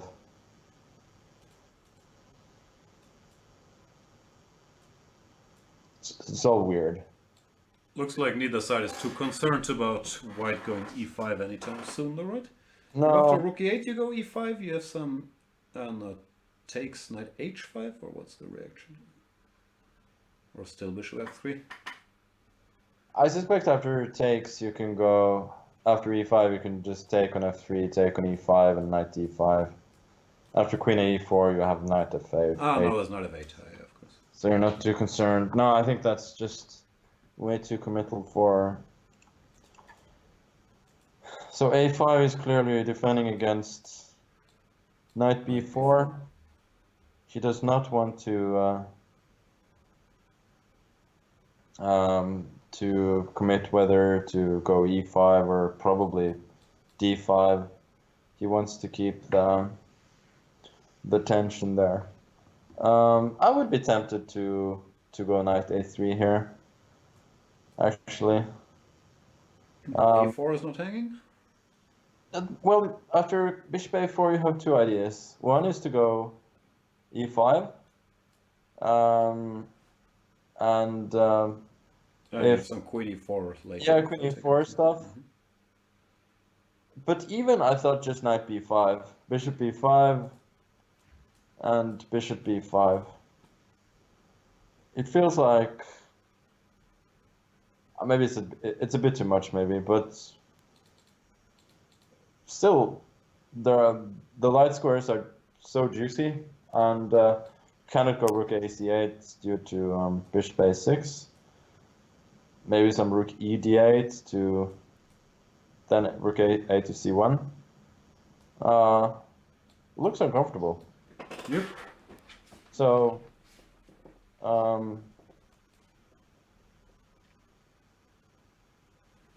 so right now that looks like an idea. Maybe you could go e5 there after knight a3. But I think still knight b5, ed, then knight f d4. Knight f4 now, yeah. Yeah, it looks good.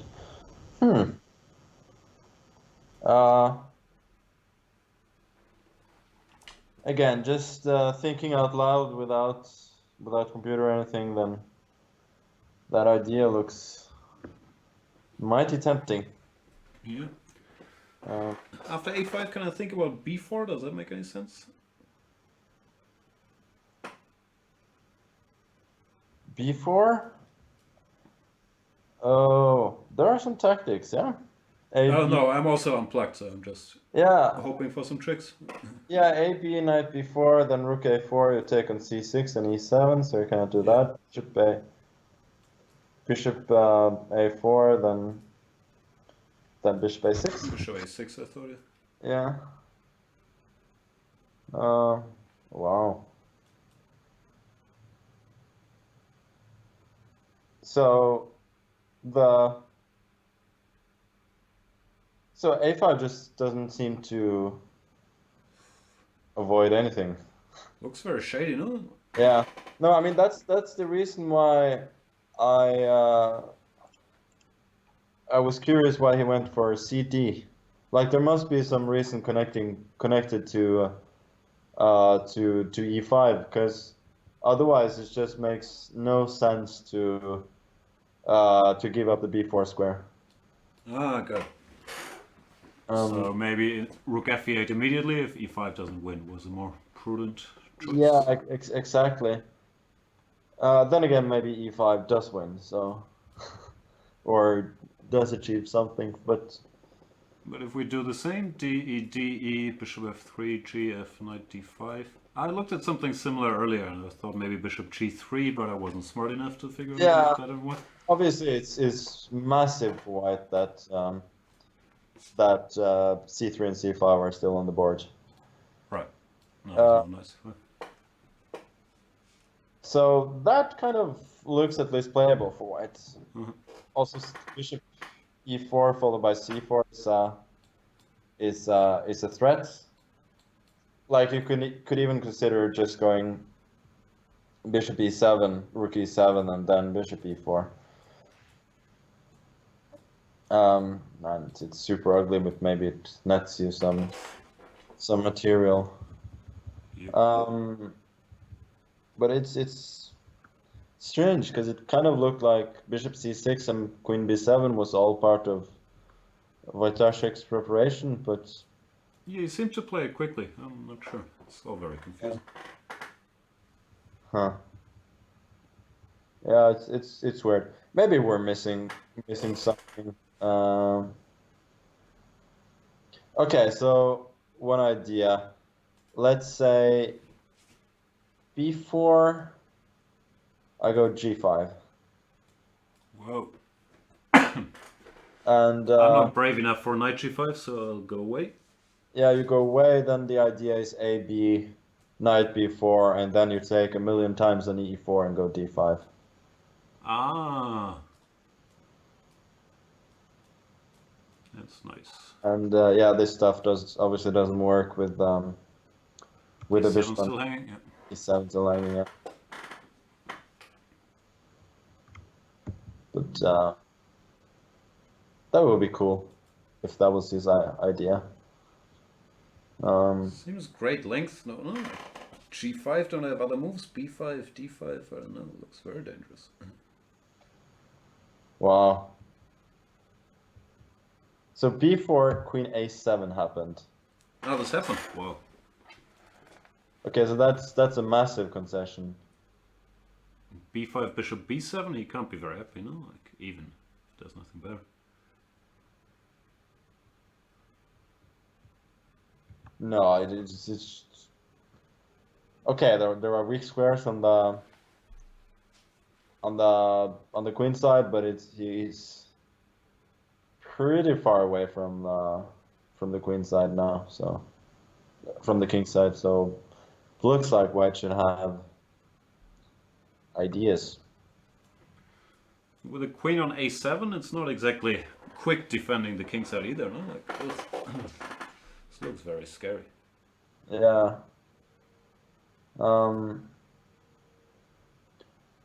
I would be tempted to look at. No, I wanted something like, I don't know, knight d2. After That, B5, bishop B7, yeah? yeah, but maybe then e5 is possible, and if it's strange. Maybe he's just judged the position deeper, and he just feels like he has time to go rook c8, queen a8, and set up nicely, and he just thinks that those squares on the queen side are going to be weak. So, queen A7. Come on. But it's sounds too cool to be true. Also, being the dangerous attacking player I am after queen A7, I'm wondering about D5, I was ET, gonna, some knight to D4, but I can't really make it work yet. It just looks so dangerous. yeah, I was gonna mention it just now as well. But it's yeah, it's I haven't got the instincts to see, let's say after bishop b7, what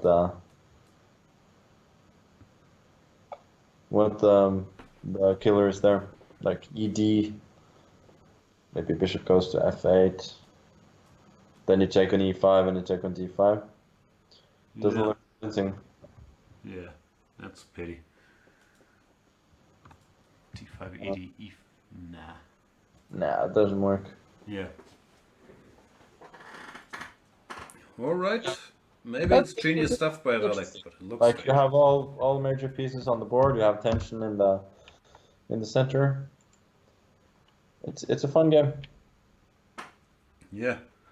Okay, now we've seen all the positions, but also going into this round, who would you pick for advancing?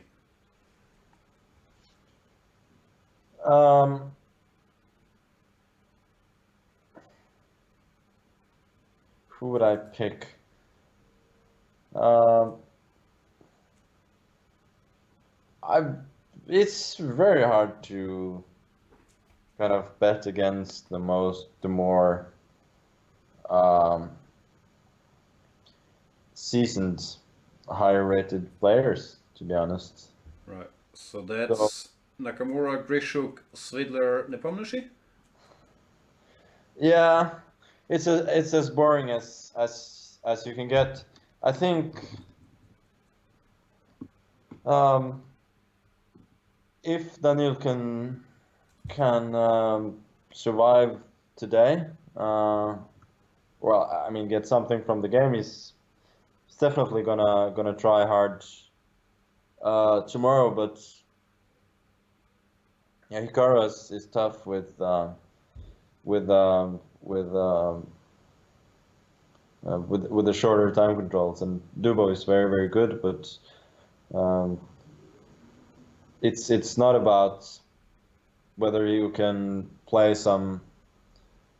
Uh, you can give the audience some fun and give him a scare. That's not what he wants to do at all. He feels like he's there and he's ready and he wants to win, and that is obviously a considerably a harder thing to do. So I would say that Tigrar is definitely the favorite, and he's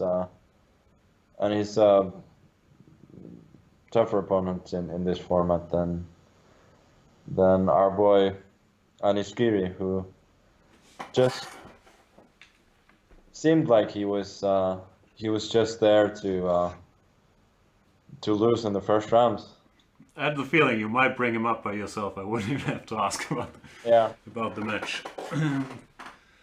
What do you think happened to Anish? I think Hikaru said that Anish seemed to be desperate to avoid the tiebreak and therefore he played so riskily, but it didn't feel that way to me really. It felt like he just got caught in the opening twice, no? Yeah, no, I think that's just not a very nuanced view of the position. I think he just played. He clearly got caught in a major way in the second game. It's so I mean, like after Bishop G5, DC is considered a good move, and Anish knows that, and that's why he went for it. Yeah. It's just he played what he believes in, and as you said, he got caught, and also yeah, in the first game he encountered an idea that's barely been played at all before, and frankly was an amazing concept at some point that you give up the bishop pair and the central pawn, you have no threats, and you're just better. To me, it's very very fascinating. Yeah. It's yeah, it's certainly not something you encounter every day, and Daniil is one of those guys who's capable of that. He comes up with unbelievable concepts, and when he manages to follow those concepts up with energetic play, then he's very very good. And um, again, I think Anish would have defended better if he had believed in it more. Right. But on this particular day, it was just he was up against it.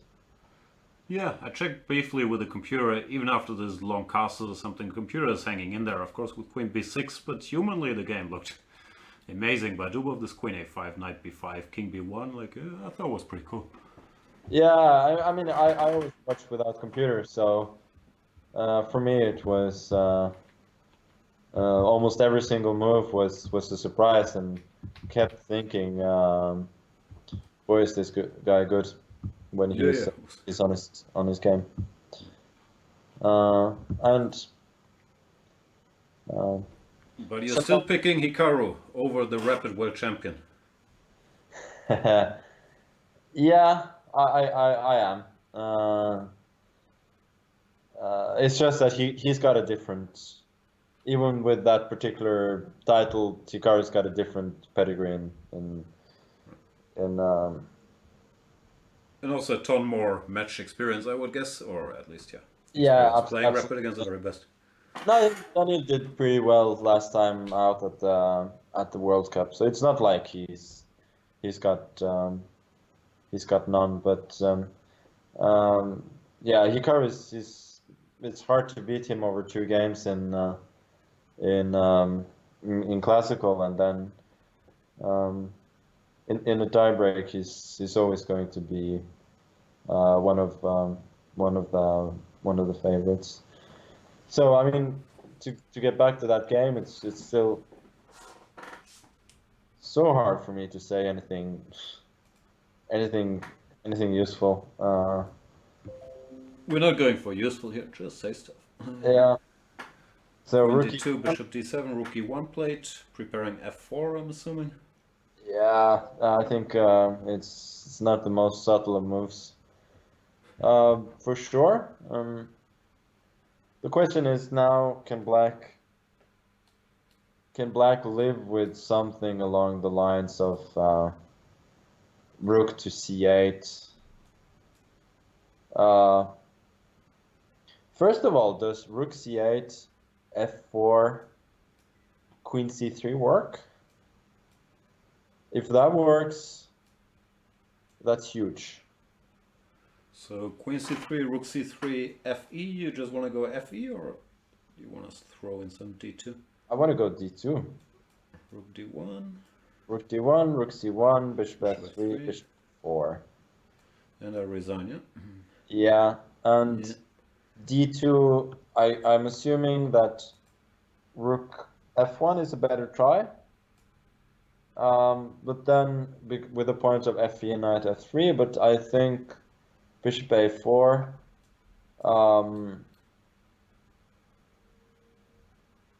bishop f4, and then bishop a4, bishop f3, and fe, and okay, it's clear that that after knight f5, bishop rook c1, maybe white has some miracle save, but it's certainly black is better. So Right. in that sense, I'm kind of thinking that rook e1 was a blunder. Okay. Like something like h3. Yeah, so he's just gone rook c1. Rook c8. Ah, rook c1. Ah, I see. Or maybe this is his point. Like now he's threatening. f4 without e3 hanging in? It seems strange to me.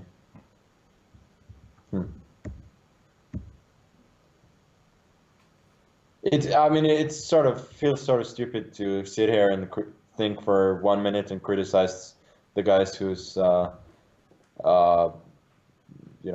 thinking about this for hours.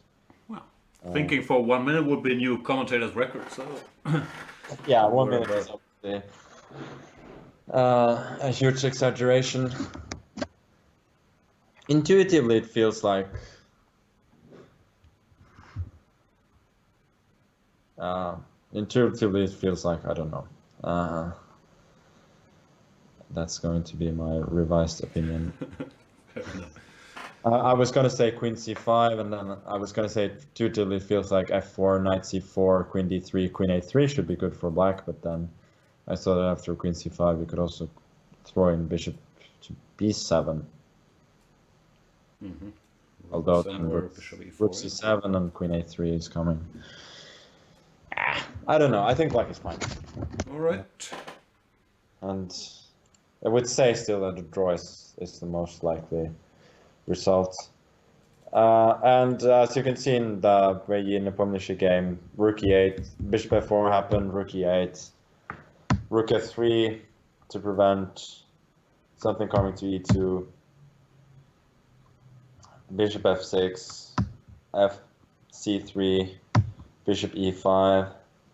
If white doesn't take action here, he's just, I think, considerably worse with a weaker king and weaker pawns. So they go, let's say, rook af1, you just play some slow move, I don't know, f6 or whatever, or what do you do?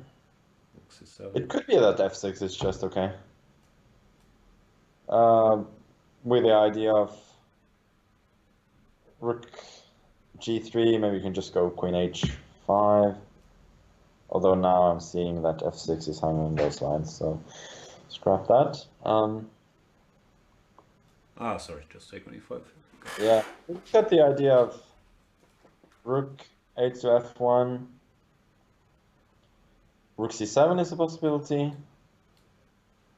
After rook g3, queen somewhere, then h6 is not hanging because g3 is hanging. Yep. So rook c7 also prepares to double the rooks at some point.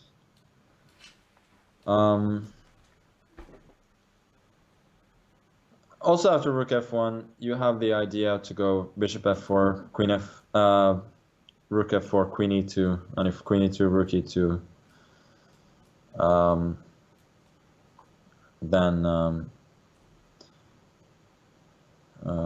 rook f7, rook b2 looks better for black.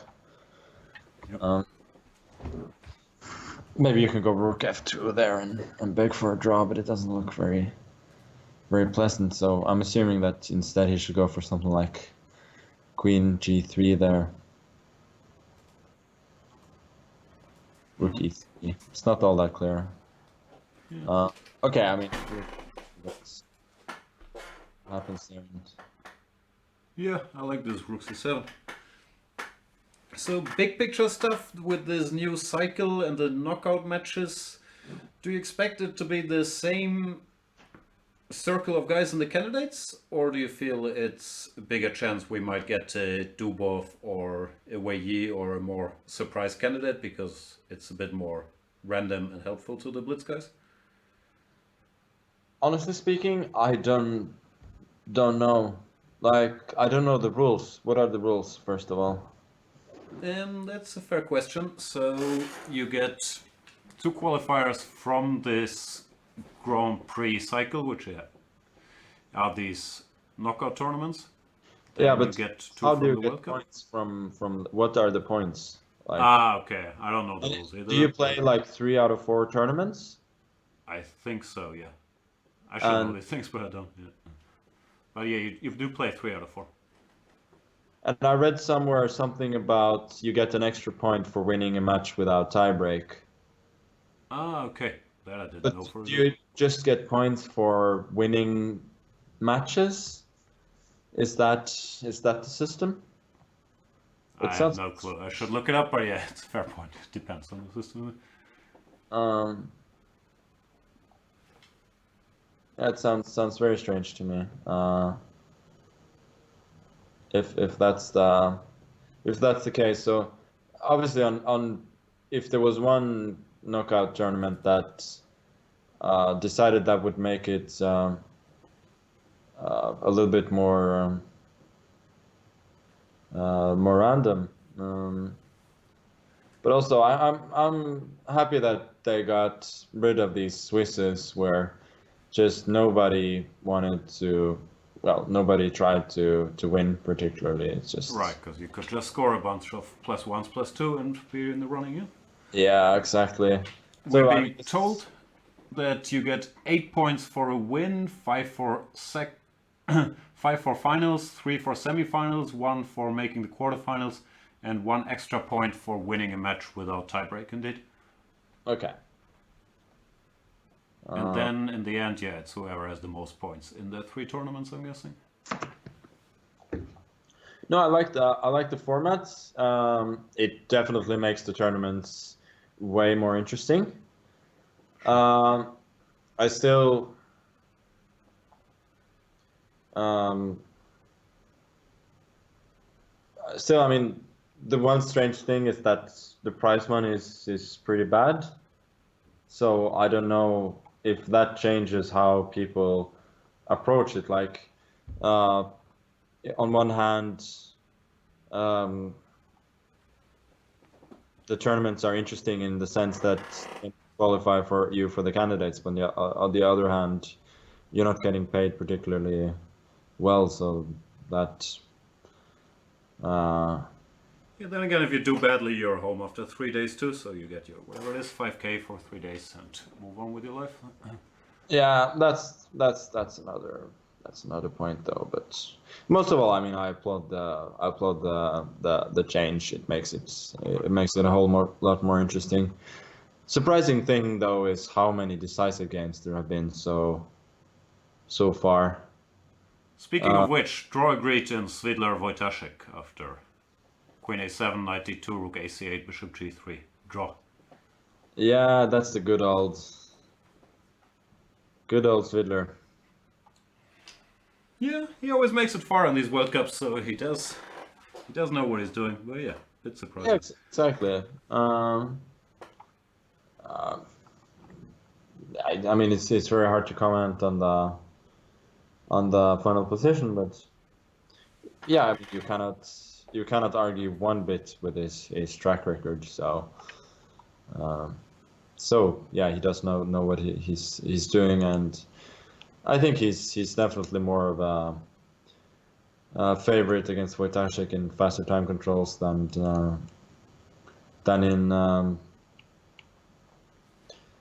in classical. So yeah, he feels that his equity wasn't great in this position, so he thinks hold tomorrow, and then I'll be fine.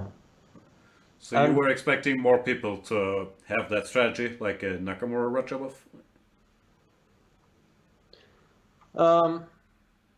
I mean, in Nakamura's case, it's very clear that he's one of the best in faster time controls. So it makes perfect sense for him to, and he has no recent track record whatsoever of doing well in classical. So it makes perfect sense for him to put all his eggs in that particular basket. I think for Rajabov, he just found it unpleasant to try particularly hard in the classical, so he felt like I'm gonna hope for some kind of it's better. I'm just gonna hope for some lucky break in the rapid or blitz as well, which is fair enough. I just He's had that approach for decades. No, didn't he eliminate the mighty Nielsen in one of the World Cups in like whenever it was, early 2000s, like by just making quick draws? It was in Nielsen's heyday. No, he was obviously he's got some pedigree in rapid and blitz as well. It's just that I think in classical, he's clearly I think not worse than Nakamura. So I feel like he did get surprised in the opening in the first game, but in general, he should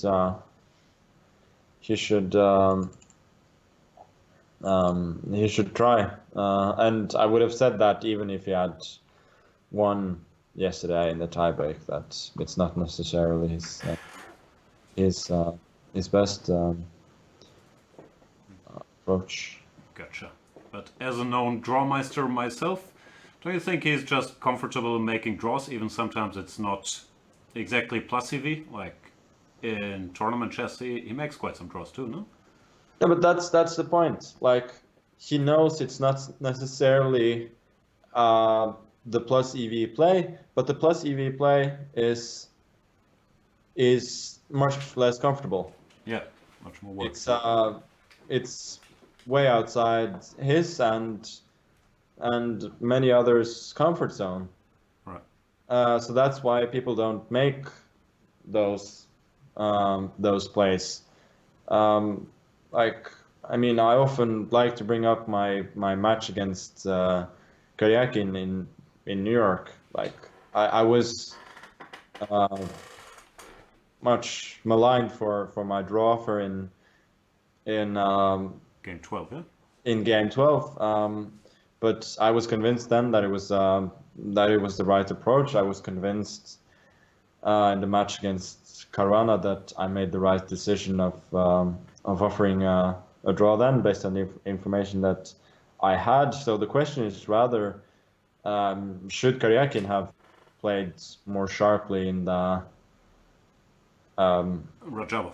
I know you mean Kayaki in 2012. yeah, Yeah, gotcha. exactly. Should he have played sharper? But there's this thing called sudden death aversion Yeah.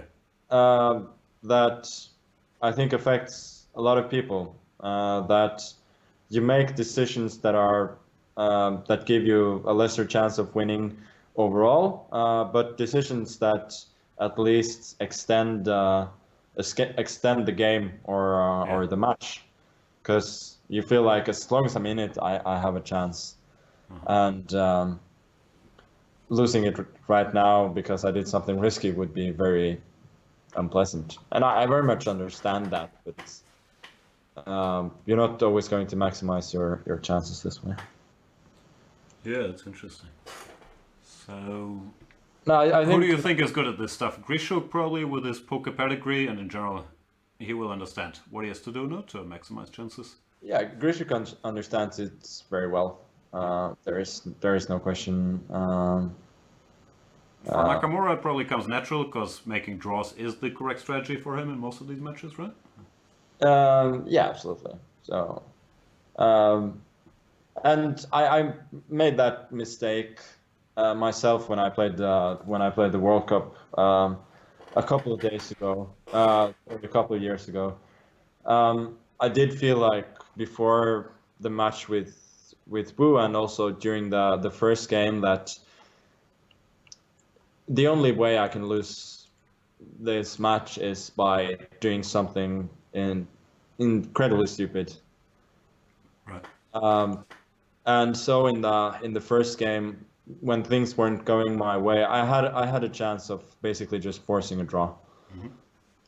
And I thought for a long time, and I didn't go for it. And because I mean, I still thought like what I played gave was unclear, and it was not clear that it was bad for me. But I mean, I couldn't see a clear way that it was better either, and so it was clearly the correct play for me just to take the draw with white. With black, I'm probably not going to have any problems, and then it's a likely tiebreak where I'm a huge favorite, rather than to possibly risk it all on one game. And in this case, I mean, I clearly made the wrong decision. So it's difficult. I think as the general strategy, as our buddy. Let me just check what Peter Heine just tweeted a couple of days ago. You had some game theory insights. Yeah, which is basically the whole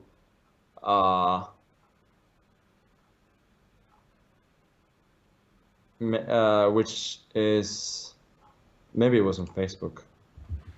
We might be getting him into basketball now. They made basketball nerdy enough. He liked this book Sprawl Ball with all kinds of shot diagrams and so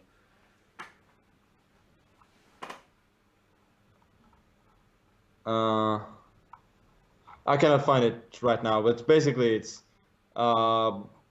basically the strategy that's always correct, almost always correct, is that if you're down, complicate. If you're winning, simplify.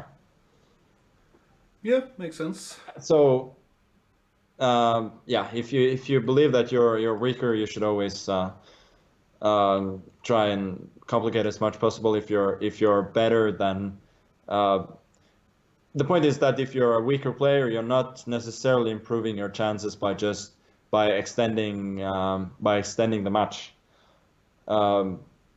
You might, in general, do that if each game counts more, but it should not kind of deter you from taking risky decisions. Like, you should be more prone to taking those decisions then. Yeah. It's a bit counterintuitive because the weaker player, you're probably happy with a draw in the individual game, but it does help you to make it a 1-game decision and not a 5-game decision, whatever it is. Yeah, exactly. Ugh, so much stuff to think about. You think our boy Dubov, he's. I think it comes natural to him to push, probably, even in the classical games. So maybe if he is a weaker player, at least in Rapid against Hikaru, he also has the approach right by default, don't know? Yeah, no, I think like at this point in the game, he's clearly I wouldn't say he's taken over the game necessarily. I cannot perfectly judge that, but I feel like now he's for sure not worse. Okay. He's I think he's the one who can, and he's way up on time, so now he has he I think he has a chance to go for something, and he knows it. Um, he could he could end up losing this game in a stupid way because he overpressed, but um, I think he's the kind of guy who would still be comfortable that he made the right play. Yeah, I think he's normally comfortable living with his choices, even if he doesn't win the game or whatever. Yeah, no, I think so. It's not like you're not gonna hate yourself after, but you you can still make those decisions. So Grisho getting anything down here? G5, bishop e3, knight b4, bishop b7 played. Rook yeah, b8. it was kind of predictable that it was gonna get concrete, Mhm. as I mentioned, because the status quo was unfavorable for black, and when the status quo is not favorable for one player, then it's not gonna it's not gonna last. Uh, Do you so subscribe to that, I guess, Dorfman and Chulov and a bunch of guys, they've been spreading this message, which you also more or less said earlier, that if you're worse statically on the chessboard, then you have to play dynamically and vice versa. No, it applies to chess itself as well, not just to the match.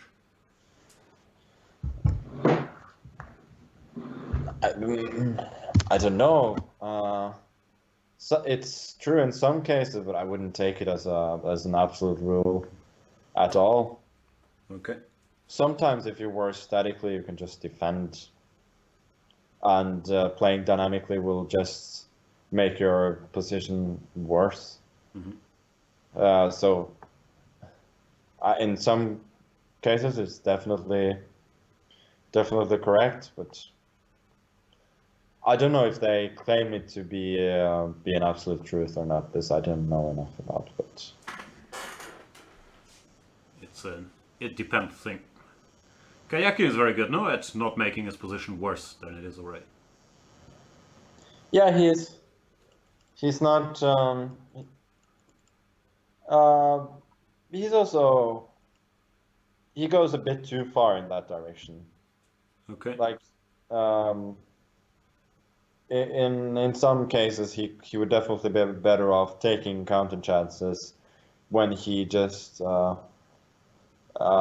is trying to hold in instead. But it's yeah, it's a rare talent to have, to be able to defend positions where you have no counterplay and no particular hope of ever getting counterplay. It's been the case for so long that that's something very few people can or is or are willing to do. But yeah, he's definitely very good at it. And then again, you have somebody like Kramnik who's um, he's not active anymore, unfortunately, but he was one of those guys who never ever defended statically. Like, he would try and break out, and if he couldn't, then he would lose. If he could, then he would be fine. Also, Aronian is an example of that. Somebody who just doesn't defend passively. Vishy is good at it too, no? Defending passively if it has to be done. Or... Yeah, he used to be even better than he was, obviously, than he is. But he's very good. He's very patient, and he believes in those mythical creatures called fortresses. You're not caught up on Game of Thrones yet, so I can't make any fortress jokes. No, I'm not caught up. So I have the last episodes remaining, but I've sort of, I wouldn't say lost interest, but I'm not majorly excited. Ah, you're one of the guys who signed the petition to reshoot season 8 because you didn't like it? There's like a million people No, who said I'm reshoot not it properly. case, but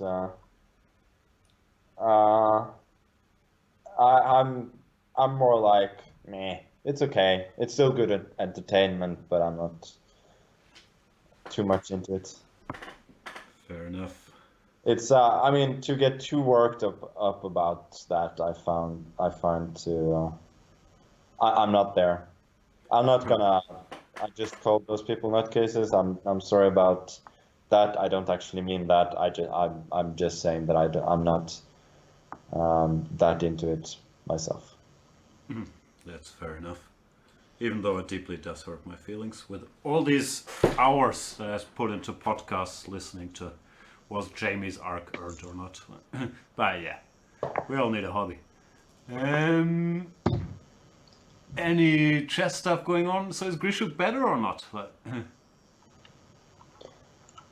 So what's happened? Is there has a I move see been made? Bishop B7. I don't have a move after that. Move 23. Looks to me like he's losing a pawn. How do you do it? You go rook b8 or you take and then rook c7, or what's the way? Yeah, or just rook c7 immediately. But I suppose takes and rook c7 is okay. And then unless he has some concrete way, I don't see it. Bishop f3, you go g4. And then okay, white is not in any danger, but Okay, I go after the h5 pawn. I goes, you always have some annoying knight c3 anywhere. maybe you go bishop a8. Yeah. Maybe that's the way. So maybe black should actually go rook, because I feel like rook c7, rook d8, followed by rook d1 is going to be the same. Maybe black should go rook b8. You take first? Or... No, you go. You cannot take first in rook b8. Oh, rook d7, sorry. No, you go rook b8 immediately. If white takes, you take back. And if the pawn moves, then you have knight c2, so black should be fine. And otherwise, white also has rook c1, knight a2, rook c7.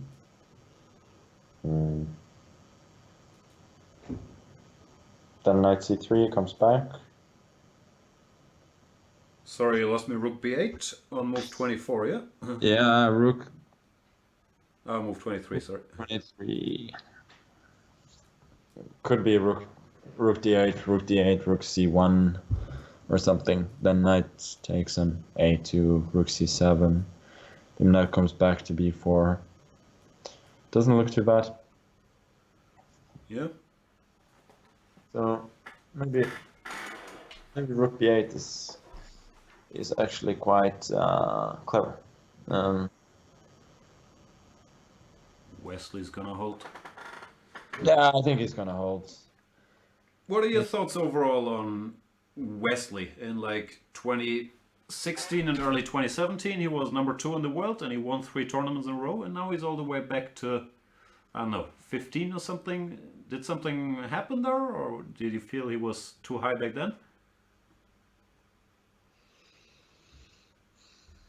Well, time has shown that people have And then again, think Nakamura and Dubov have agreed to draw after e4. Oh yeah, e4 draw, it's true. Yeah. Possibly it's just a forced draw after, let's say, queen c5, queen d4, bishop e4. Everything gets swapped. So that's the reason why. And also bishop g4 here.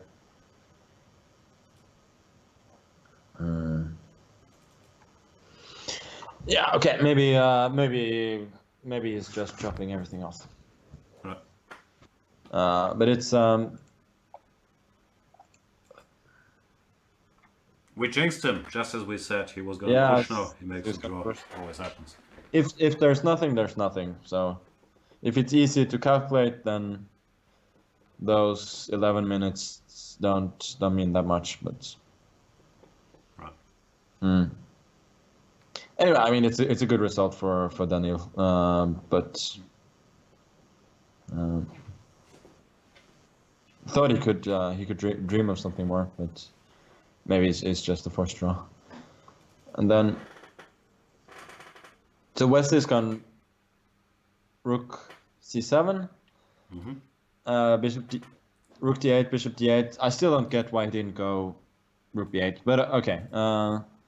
So now rook d1 has happened. He's gonna go to e7 or f6. I must admit that I cannot quite see the difference. Maybe his point is like bishop f6, bishop a8, no, bishop f3, g4, bishop a8. He's attacking the rook. He's attacking the bishop maybe afterwards. So c8 somewhere? Yeah, I'm probably just talking nonsense here.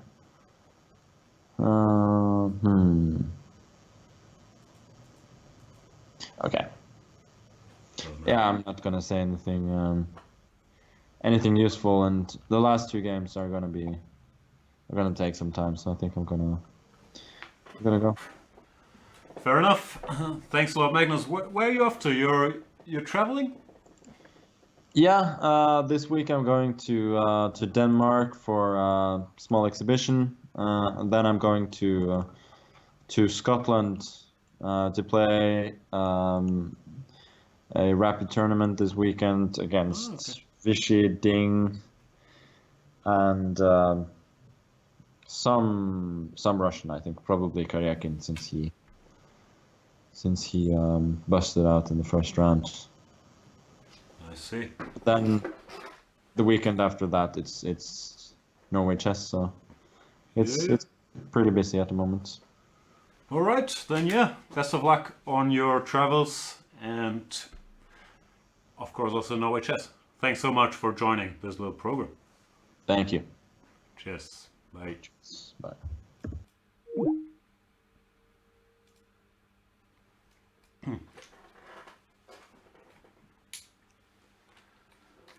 That was Magnus Carlsen, ladies and gentlemen. I'll stick around for a bit, actually not that long, because I have family duties as well, but we'll follow the game for another the two games remaining for another bit. Currently we do have two draws in Peter Svidler versus Radek Wojtaszek, where Svidler in a weird complicated position at first.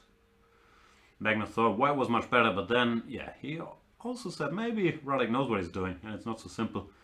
And Svidler, who's of course a big specialist in these formats, offered a draw, move 20 with the white pieces. Probably doesn't mind a rapid tiebreak.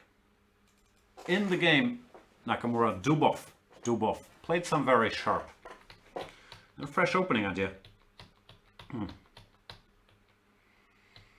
With this bishop c5, it's not exactly fresh, but it's sort of forgotten. I think Suat mentioned some classical games in the chat, and he got one of the funnier pawn structures that you could think of with 6 isolated pawns, but he did manage to, first of all, blitz out the first, 20 moves, and then to get dynamic counter chances for his rotten structure here in form of counterplay against the c3 pawn.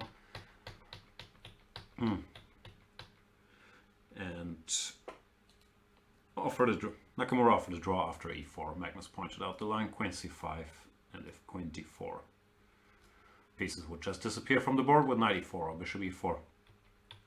So pretty good result for Dubov there with the black pieces. No, maybe he was even dreaming of more at some point. I don't know. That leaves us with two games. One is Wei Yi against Nepomniachtchi, where the players have a rook endgame. Magnus preferred black's position earlier. I would guess now with the queens off, it's about equal.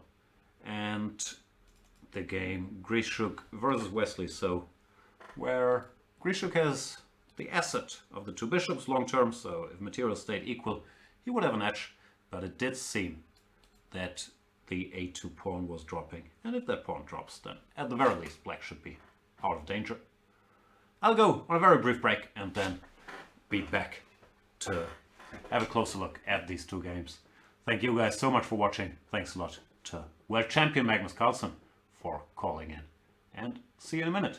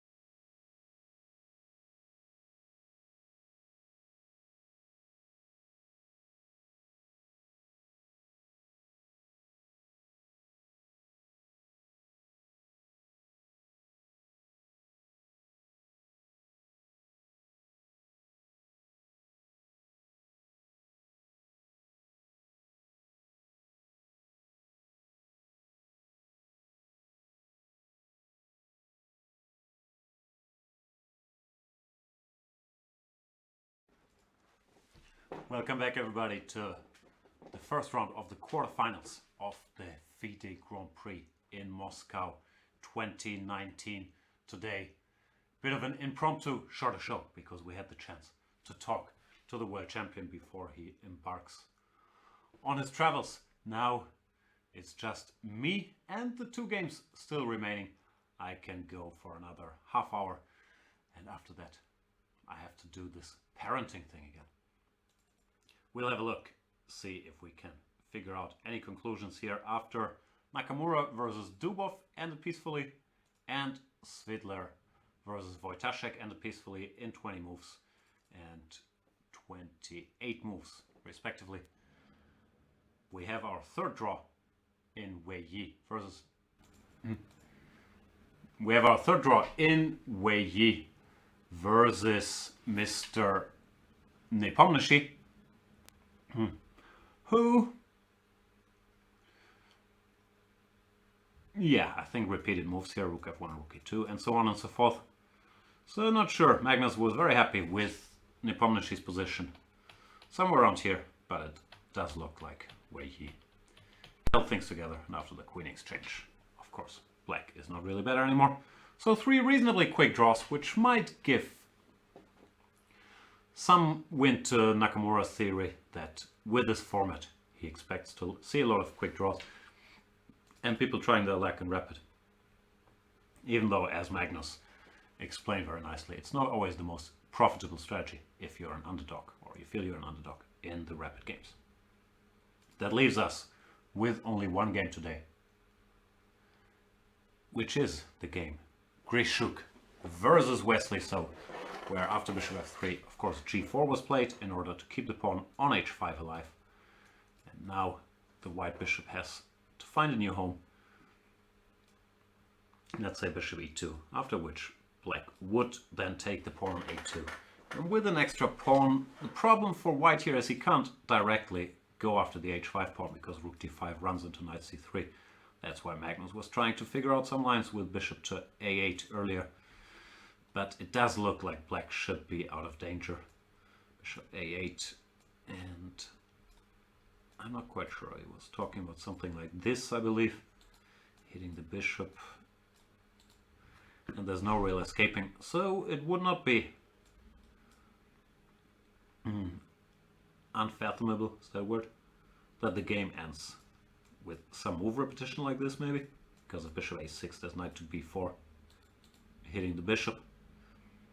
Therefore, yeah, it does look like it's a reasonably quick round here.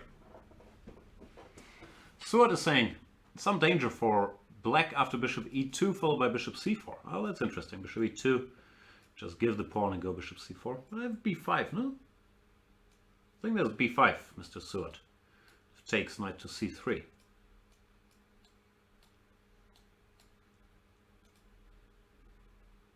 Black had to play more slowly and the rook comes, I agree, but b5 seems to solve all the problems. Yeah, I can't really see anything for Grishuk. And of course, if you just lose the pawn and have to play slowly, he might also be taking a bit of risk. Therefore, I would think this line makes some sense. As funny as it looks, bishop a8 takes and rook d5, trying to capture here. Now, repeat moves. But no, bishop e2 has been played. How does this go? Knight a2. He could start. Maybe can you start with this? Just to avoid... Ah, no, he played bishop f4. I was going to say, to avoid this b5 trick. But he goes bishop f4. Grishuk believes in the bishops. But now he's a pawn down. This game could still see some action. Yes, Suat just says, maybe first bishop e2, knight a2, bishop f4. I see a question on Twitch if Carlsen is in Moscow now. I don't think he was in Moscow. I think he's probably was at home in Norway and will embark on his travels tomorrow that he mentioned from there. So let's have a look at what happened thus far. We have a draw in Nakamura Dubov, tomorrow Dubov with the white pieces. If that ends in another draw, we move on to rapid and blitz tiebreaks. Wesley So versus Alexander Grishuk, the last game still going. Draw in Wei Yi Nepomniachtchi, same applies there of course as in Svidla Wojtaszek. And the winner of Svidla Wojtaszek faces Nepomniachtchi or Wei Yi, while the winner of So Grishuk would face either Mr. Dubov or Mr. Nakamura. That is the status quo I won't be doing any more English shows now that my co-host decided to embark on a mysterious journey to, what was it? Copenhagen and Scotland. I'll be doing German commentary tomorrow together with Steve Berger. So those of you that speak lovely German or understand it or just like to see my face staring blankly into the wilderness, please join us in the German show. Of course, there is the official English show going on all the days. All right, Mr. Grishuk, clock is ticking. Let's see if we can make something happen here. Seward is very much into that game. He says, now rook e7 masks d8 square. That is true. Is that drama? Let's say check, king g7. He's saying still rook c2, bishop c4, b5. Okay, let's try that. Rook c2. Here, same trick, bishop b5, knight c3.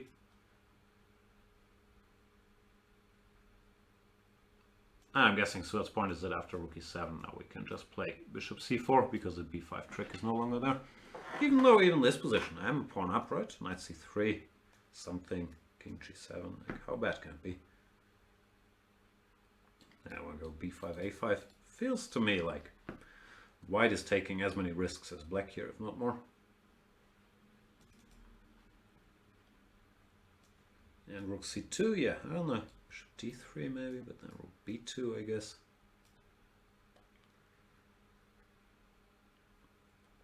Here at least my bishops look nice. Bishop f5. I can dream of some checkmating patterns. Bishop f5, bishop h6, and some rook check on the 8th rank.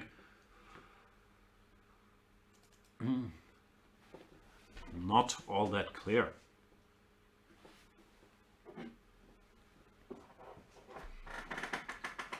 What else can I tell you guys? How are my predictions looking? Okay, with 3 draws. It's hard to say anything too much. I think Svidler remains the favorite in the match. Tomorrow, Wojtaszek is a very good theoretician, so his Grunfeld will have to hold up, or wherever he plays, but Radek mainly plays 1 d4 and Grunfeld, obviously. Svidler's long-going love affair as an opening against 1 d4. I would expect Wojtaszek to give it a shot tomorrow to put pressure, because, yeah, in the rapid tiebreaks, Peter should be the favorite. Nepomniachtchi, Wei Yi, hard to get a read on, but Nepomniachtchi, higher rated guy. Nakamura, Dubov. Magnus explained that even though Dubov is rapid world champion, Nakamura so steady and experienced and strong at faster time controls that he remains the favorite, in spite of this draw, I would guess. And Grishuk, who really knows? There's a lot riding on the outcome of this game, obviously. I would expect this game to end peacefully one way or another. And then in rapid time controls, Wesley has been gotten the better of Grishuk. I still find it very hard to bet against Grishuk because he has such good nerves and he's such a smart guy when it comes to maximizing his chances, and of course his prowess in blitz doesn't need to be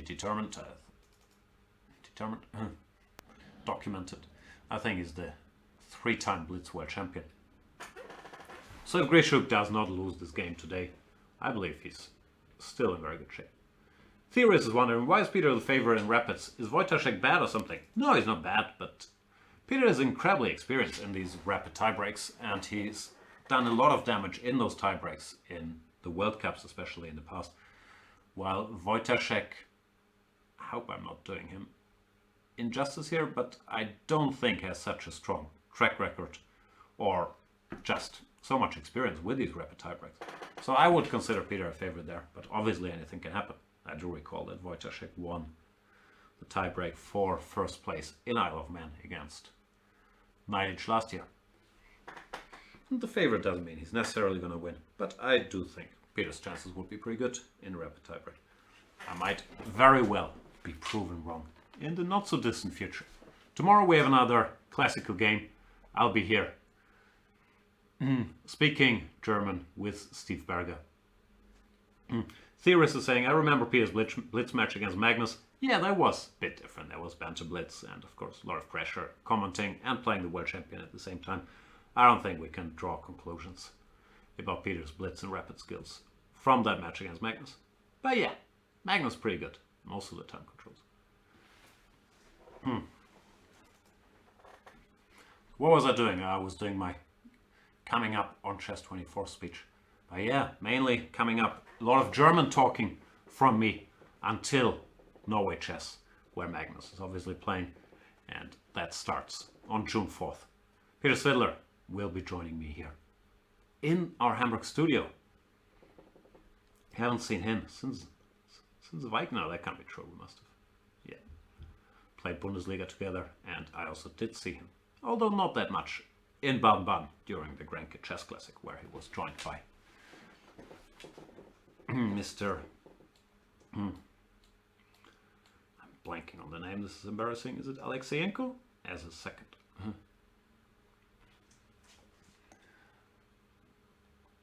So yeah, German commentary, then Norway Chess premium commentary in English together with Peter Svidler. So plug time if you're not yet a Chess 24 premium member.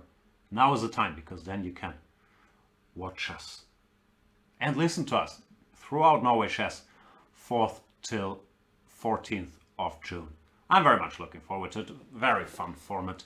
All the best players in the world. Some offense to Anish. Anish is, I think, the only top 10 guy not in there. I didn't mean any offense to Anish, but yeah, I think it's pretty much the top 10 except for Anish Giri in Norway Chess. And if the game ends in a draw, there is an Armageddon rapid game with 10 minutes plus 7 seconds. Other than that, in Jan World, there is the German Blitz Championship next weekend, which I haven't played in for 7 years. I've never played 3+2 with increment, which is this very unfair format that is mainly meant to hurt my chances by eliminating flagging from the equation. So I'm not sure how I feel about it, but I should somehow find some time this week to train my 3+2 game. I'm not sure how I'm going to be doing this, because I'll be here doing commentary on this very tournament, but I'll find a way. I believe that is pretty much it for today. In the game, Grishuk Wesley So, I would still expect to draw. This key defensive resource, bishop to c4, pawn to b5 is still there, and you can't take due to knight c3, even though even such a line should end peacefully. Bishop d3, takes, knight d1, king somewhere, and the two bishops normally compensate for the extra pawn in such a position, so no more than that. Therefore, yeah, I would expect this to end peacefully. I want to thank everybody for tuning in. Apologies for the non-video of Magnus, but I believe his thoughts are incredibly instructive in audio form as well. So, thanks for watching. Thanks, Magnus, for joining. Thanks for hanging out in the chat.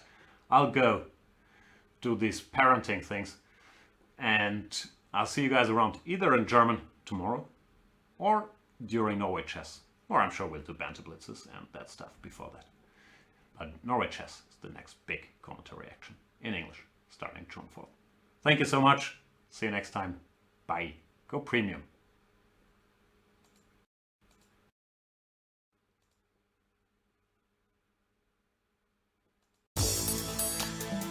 Obviously, in the marshal itself, I've never been over it again. One big line, 2 1.